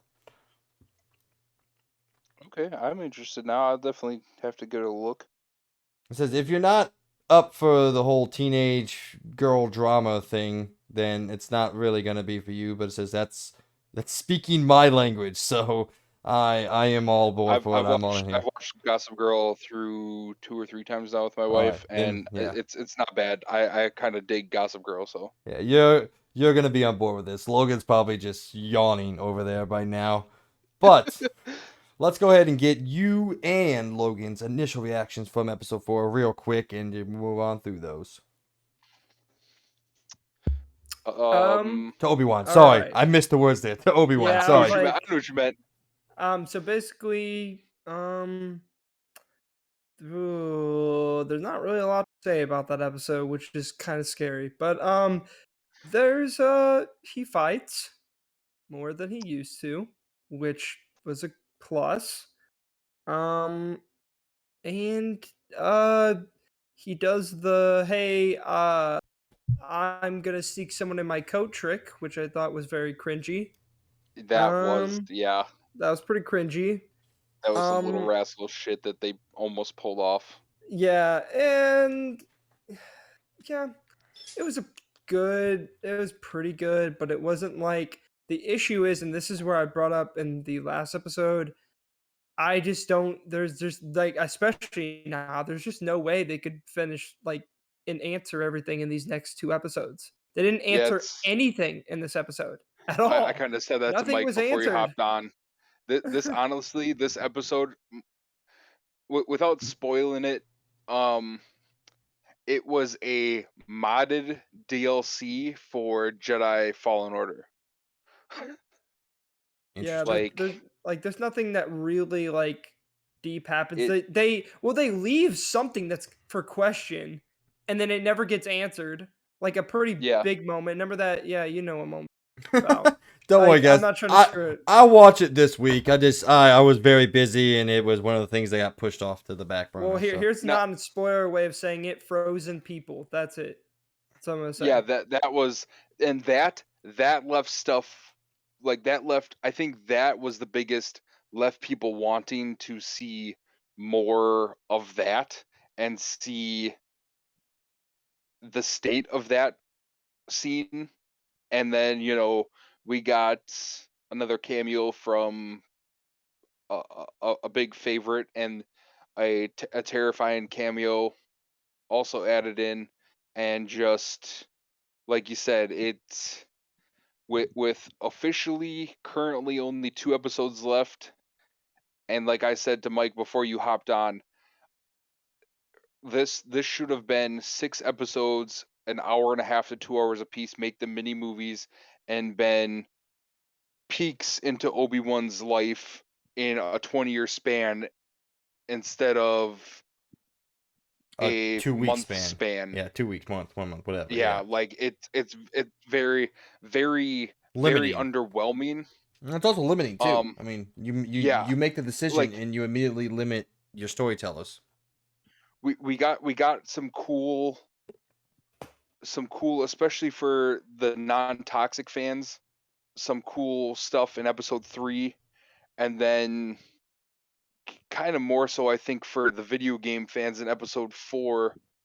But it's just been not leaving a bad taste, but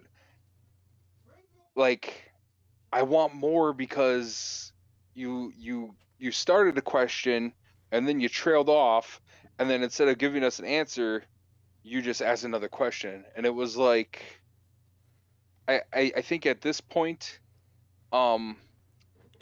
it's other than Favreau and Filoni, it's like they're purposely making stuff for especially the toxic fans, or the fans that like to rabbit hole and come up with their own fan fiction. They're creating a big gaps for us to fill, whereas Filoni and Favreau, who are fanboys making it, and they're making solid stories, like, and not leaving us, they're leaving us wanting more because it's so good. This is leaving us wanting more because there's not enough. They're not answering anything. Yeah, exactly. At all. So we will bring you in, I guess, 2 weeks? Yeah, 2 weeks. Full review spoiler. Well, I guess the first one was supposed to be spoiler free, but yeah, so somebody. We'll bring you a full about Star Wars. Yes, I know. A full spoiler review discussion episode dedicated fully to Obi-Wan Kenobi in a couple weeks, so you can look forward to that. Also this week, along with all the gaming stuff that came on, Netflix had their Geeked Week this week. DJ and I talked about it, a preview last episode that we were excited for, and I'm going to be honest, I was pretty disappointed by all of it. There wasn't a lot here that spoke to me, starting with the Resident Evil live-action Netflix trailer, one of my most excited shows that came out, and I wrote down a quote here for you guys to read, because this is how I reacted to this trailer. This trailer was a TikTok. If I told someone to tell me they've never played a Resident Evil game without telling me they've never played a Resident Evil game, because I watched this trailer, and I swear to God, this was World War Z sequel trailer. Like, this said nothing about Resident Evil. This proved to me that these show creators do not understand the franchise. Like most people who try to make Resident Evil entertainment properties outside of the game, they don't get what this franchise is about, what this video game is about. It's about small-scale interactions. It's called Resident for a reason. Look up the definition of Resident. And then go watch this trailer and tell me if those two things match up, because they don't. I'm very mad. Honestly, I'm very angry. I had a sliver of hope that maybe this could pull off something at least entertaining, that at least fit into the wider narrative, and it at least from this 2.5 minute trailer, I can confidently say I have zero hope for this. That's reassuring. It is, isn't it? Yeah. Logan? Yeah. Oh, sorry. I thought you were done, DJ. No. You can. I was. If Logan's got anything to say about Resident Evil, otherwise, yeah. It's a weird one. That's all I gotta say. I'll probably still watch the first 2 episodes just because I'm curious. But am I excited for it? No. I mean, I haven't been excited even since the first trailer. I don't know what you saw in the first trailer that you had hope for it, because I didn't have hope for it since the first time it ever even got teased. Well, that was like a 30-second teaser. I couldn't really garner anything deep from that. I just had a hope that, this is Netflix. Like you said, you trust Netflix a lot. I trust them with certain things. I don't trust them with everything, but I also don't call them a low budget, show thing. I just had a hope that maybe with the reinvention of Resident Evil through 7, 8, and then 2 and 3, and now 4 remakes, that we were at a point now where the series would be taking with a little bit more clout in terms of like TV shows and movies. And apparently I am wrong. We're still living in the Uwe Boll era of Resident Evil films. Again, I think when people let these people use their properties, they need to start being like, hey, do your research. Or, as much as like, okay, read a book. As much as I don't like... DJ recognized that reference. Read a fucking book. Oh, that won't even make sense to me. I was going to say also, like, as much as like people don't like the J.K. Rowling, at least when something is being built off of her, well, other than Fantastic Beasts, her actual movies... I know those are just not the greatest. Let's stop talking about those. Let's talk about the other things that she made, Harry Potter. And I'm saying, like, when they started to make those movies, she had a part in those. And I know that's a book, it's not a video game, but like, I think if a video game property is going to allow something, you would think they would want good quality out of it, not some crap. And I just wish more video games companies would do what, like, I don't even know if Last of Us is going to be as good as they're hyping it up to be, but it's just like, at least he's doing one step that, he's trying to at least, like, he's trying to talk them and like kind of like coordinate things and like keep them on a direction. I'm sure there's going to be differences. If people expect it to be exactly 1-for-1, I really doubt it's going to be exactly 1-for-1. I think there is going to be a lot of similarities. Some scenes are going to be the same, but I think there's definitely going to be differences, obviously. Let me ask you a question real quick. If it is a 1-for-1, would you be disappointed or would you be happy with it? I'll be amazed. I want it to be. I'm not saying I'm just okay. I didn't know if you wanted it to be or not. That's what game-based thing actually do anything 1-by-1. So I would like to see that, but I don't know if they will. I mean, HBO makes good stuff sometimes, but sometimes they don't. Like a certain thing that starts with game, ends with Thrones. No. Well, it didn't end with a throne, that's for damn sure. Yeah. Well, technically, it ended with a wheelchair. Oh, got him. No. He is a permanent throne. DJ, what do you think? Yeah, I honestly, the movies are fun to watch, but they're not really super true to the source material. The first one is. The first one is legitimately a good Resident Evil game because it's contained, which is one of the most important parts of Resident Evil. Is its limited scope, I would say. Which the first movie is. And then they go crazy with it. Veer path and this thing was kind of, I saw glimpses of it, like you said, it was like a weird TikTok video, and I was like, what the hell? There was one announcement made that for one of their shows that was successful, and a show that I fucking heard rumors about, I don't know, 2016, 17, or 18, somewhere in there. Those are the only things I cared about that I saw today that I was like, hell yeah. But yeah, Resident Evil just didn't really do it for me. All right, real quick, I'm going to run through some of the things that I saw during Netflix's Geek Week, and then you guys can tell me if there's anything else that you missed or if you have any response to this. So Netflix showed off their Cyberpunk Edge Runners trailer. I thought it looked pretty decent for an American-style anime. Netflix then had the Sandman reaction, which, if you guys don't know, is a graphic novel written by my favorite author of all time, Neil Gaiman. Very excited about that. Thought it looked pretty interesting and cool. The Dragon Prince Season 4 was announced. I love The Dragon Prince. I would consider it to be Netflix's modern day, well, I guess not modern day, is current answer to Avatar. It's got the same kind of vibe to it, and I really like the show. The Cuphead show has come off. The Cuphead show got a trailer. But you know what I'm confused about, by the way? That's been out. Has it been out? Yeah, that's what I'm confused. I had no fucking clue. I was literally just getting ready to say that I didn't care. So I didn't know. So I'm just confused by that because I actually did watch to that part, and I was like, wait, what? I was like, this has already been out for like over a month now. I'm confused, but all right. And Sonic Prime, the new TV show, came out, and then the Tekken anime was finally revealed after what feels like a decade.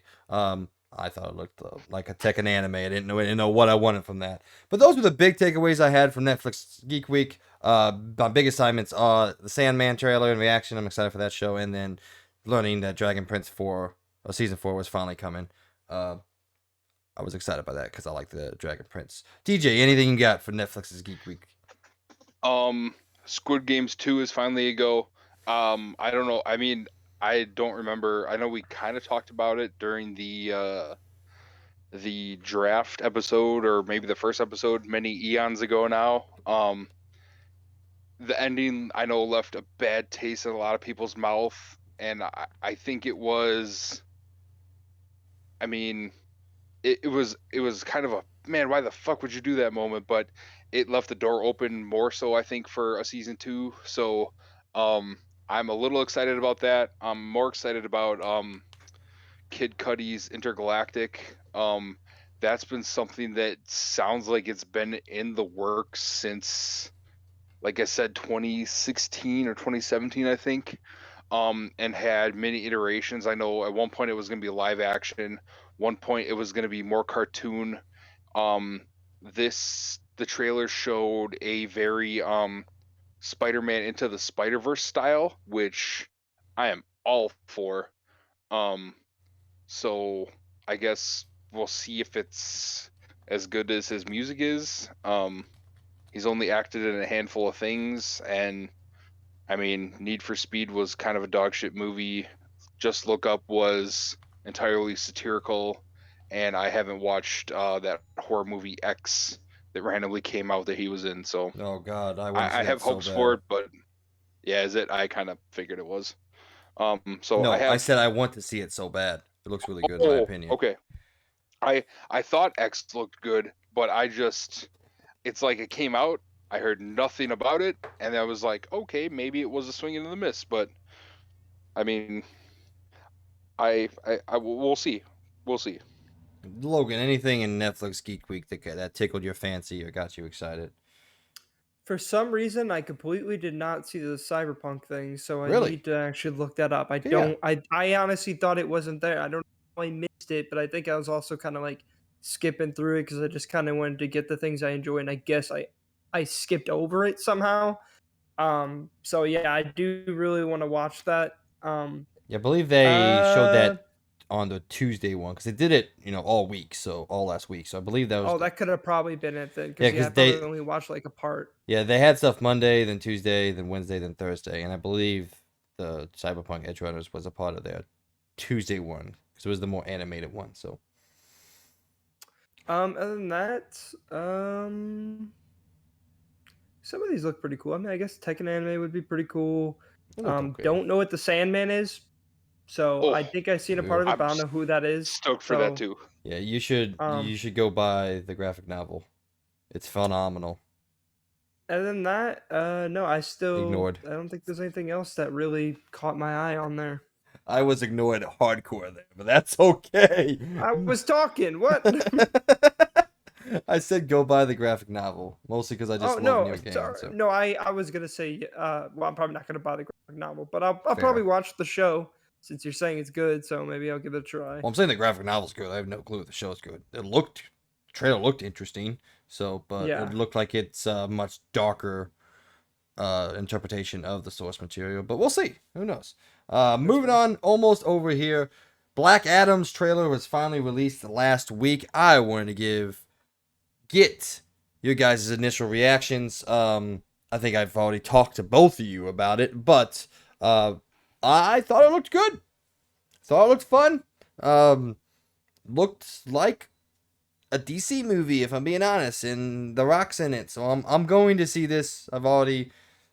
I was gonna see it before the trailer even came out, and I'm still going to see it after the trailer came out. So maybe I'm not the most trustful source of opinions on this because I am a Rock fanboy, and this is a Rock superhero movie, of which I don't know what could be a better pairing for me personally. So I want to turn over to more critical viewpoints in Logan and DJ. What did you guys think of the Black Adam trailer? I'm gonna have to say I'm out because I did not see this trailer. Okay. Well, I'm disappointed by that. Shazam and Black Adam are it's because they're not actually originally DC. They're two of my now favorite DC properties outside of Batman. Superman's dope, yeah, but Shazam, well, in my universe, he's still Captain Marvel. Shazam and Black Adam are two of my favorites. I have Black Adam's first appearance in the Shazam comic books. Um, I it the moment they said a Shazam movie was coming out, I was stoked. And when The Rock first teased in what was that, 2016? It was a while ago. Yeah, it was a hot that second that ago. that that he was going to be Black Adam. I thought whether they make him full bald or give him that fucking the widow's peak of all widow's peak hairline that Black Adam has in the comics, like, and I think because I think The Rock is also a Black Adam fan. Um, it's been a while since I've read his origin.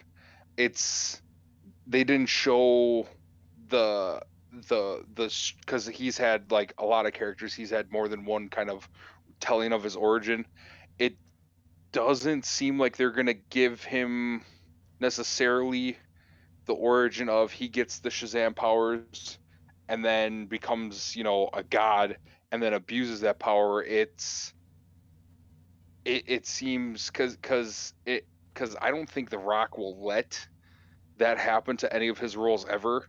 The Rock, the only time The Rock has ever, think, been considered a bad guy, and he barely is in that, is when he's a Scorpion King in Mummy 2.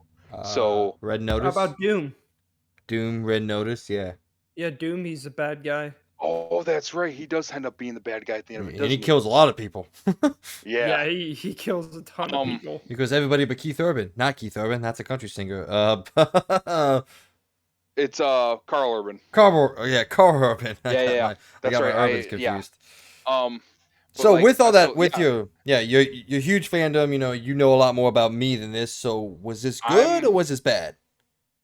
Oh, I'm guessing. I think as far as DC movies goes, as much as Shazam is my favorite hero, at least this new DCEU, Man of Steel is still my number one current movie, followed closely by Shazam. I think this could dethrone Man of Steel, and I mean, from the looks of it, we may or may not. I heard again rumors that maybe they will bring Henry Cavill back to be Superman. Oh, those rumors, every week there's a new one contradicting the other one. So honestly, if it's so that Superman can get his shit pushed in by Black Adam like he canonically should, because he's vulnerable to magic. I would love to see Black Adam push his shit in, but is it going to happen? Who knows? I'm stoked to the point of I wish you and me could get together to watch this together. In all likelihood, it probably won't work out because this comes out in July? Like a month from now, I think. I'm trying to move closer, man. I'm trying to get there, right? Yeah, I know. I got other stuff going on too that I probably wouldn't be able to drive down or even meet you halfway to see it somewhere. And yeah, but that'll definitely be, I'll probably see that one day one, whether I have to go by myself or not. And then I'll definitely be down to come on and talk about that, because that is, as far as superhero movies that we know are for sure coming out this year or next year, it's this and Thor Love and Thunder are tied for me. And then honestly, I don't care about another superhero movie until Guardians 3. So what about the Marvels? What? The Captain Marvel sequel. You're not excited about that?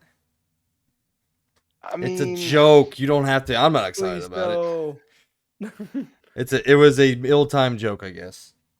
She's hot, but I still think Peggy Carter is harder. But right, we had a conversation off stream, like she's good looking, but she's not the best in the MCU. Anyway, that's another topic for another show that we're starting to put together. Last thing, Dragon Age Absolution, a new anime in the Dragon Age universe, was shown. I know you guys are not Dragon Age people. I thought it looked cool. Yeah, probably gonna check it out when it comes out. I don't know, maybe not. Animation's always iffy with me. Like, it's gotta really hook me for me to actually like watch it.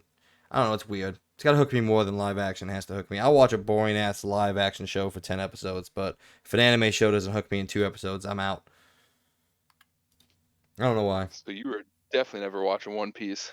Oh, hell no. Logan and I make fun of that all the time. I ain't watching One Piece ever. All right, that brings us to the end of Movie Talk, which, in fact, brings us to the end of Around the Point. Anything that you guys wanted to talk about? Anything else? Any other reactions real quick?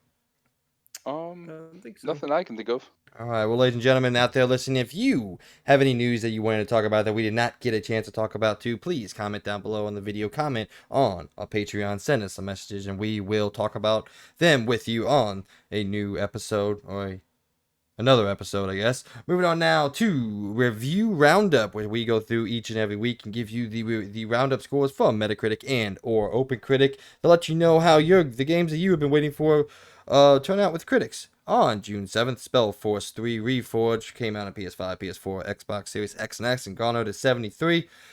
Star Wars Knights of the Old Republic 2 The Sith Lords came out on Switch and got an 82. Then on June 10th, Demon Slayer Kimetsu no Tabiya, I probably fucked all that up. Chronicles came out on Nintendo Switch and got a 76. Mario Strikers Battle League came out on Nintendo Switch and also got a 76. The Quarry came out on PS5, PS4, Xbox Series X and S, and PC and got an 80. And then Metal Max Xeno Reborn came out on PC, PS4, and Switch and got a 73. So, 2 games this week for the Fantasy Critic League. One for Logan, one for me. Mine got an 80, and Logan's got a 76. Woo! So what do you think? Anything? Have you gotten Strikers yet? Talking about me? I'm not gonna play it. It's a soccer game. I'm not gonna play it either. Okay. I just put it on my list because Okay. For it. I don't want to play it. Fair enough. So I thought maybe you were excited about it, but yeah, no, I'm excited. DJ, anything? I honestly no. The only thing fantasy wise that I have been stoked about was seeing that, like, according to that PC Gamer cover I sent you guys, looks like not that it's gonna get 100, but Spice Spores might surprise us when it eventually comes out Next year. Woo! Let's go Spice Wars! Yeah, no. That is one thing that I've quietly been like kind of trying to keep to myself. It was a bad take by me not knowing what that was, and I did some research on it about a month ago, and I was like, damn, it's a good thing this. Praying to God it doesn't come out so that it rolls over to next year. Yeah, I'm praying it rolls over the next year because I've already kind of picked it. So year, please, because I heard a lot of things about it, and I know you guys were wrong. I mean, I heard a lot of people hyping it up because of like what kind of strategy game it is. It doesn't happen often. I get it. You know, it's weird when it does happen, but sometimes I'm wrong. So that's fair. And we'll never let you forget about it. Yeah, I mean, it's not hard for you guys to remember the few times that I am wrong. So. Okay. But one thing I am excited for is the Corey, Peyton, and I are going to sit down and play it. She, I think, is actually going to go buy it, so I don't have to spend $70 on it, which is great. I'm very excited. I want to try it, to be honest. Out this week is a section where we go through the games launching this week on June 13th. Resident Evil 2, 3, and 7 get the PS5, Xbox Series X and S launch. I have downloaded Resident Evil 3, so I'm excited about that. Lumberjack comes out on Nintendo Switch, PC, and Xbox Series X and S. Then on June 16th, Neon White comes out on Switch and PC. Redout 2 comes out on PS5, PS4, Xbox Series X and S, Switch, and PC. And finally, rounding out a huge week in video games, Starship Trooper Terrain Command comes out on PC. What do you guys got? Lumberjack sounds interesting just because of the title. Yeah, no, you have no clue how many times I had to write that because I kept spelling it wrong. Starship Troopers, great movie. Don't know if it needed to be a game, so we'll see. Yeah, it's an RTS. It was an interesting choice. Actually, that's a good choice. Yeah, I thought it. Although I do kind of wish there was like a smaller FPS game set in the Starship Troopers universe. I think that would be kind of cool because I love Starship Troopers, the first one. God, the movie's so. You know, it'd be a really cool idea. What's that? Not like a full-on game, but they make like a first-person, like a horde shooter, where literally you are a tower defense in this. It's not like tower defense, but like you build up your defenses in like a horde mode, and you have to fight against like hordes of those things. That would be pretty sick. That's literally the game. Oh, that's literally the movie, pretty much. So. It's just a bunch of different horde missions. So, what a great movie. That would be pretty dope. God. What a fantastic, just old school 90s movie. And I missed them. So, anything else, folks? Oh, folks. Sorry, guys, before we roll out of here.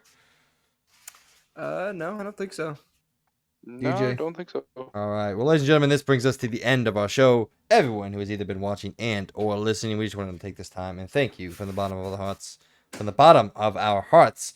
Without your support, we could not be doing what we're attempting to do, but please help us continue to grow by telling everyone how awesome we are and going to our Patreon and supporting us if you have and the means to. Logan, any last words? As always, thank you for stopping by. Hope everybody's having a great day. Hopefully the heat isn't too bad because sure is down here. It was like almost 107 degrees today. So, yeah, as always, have a good day.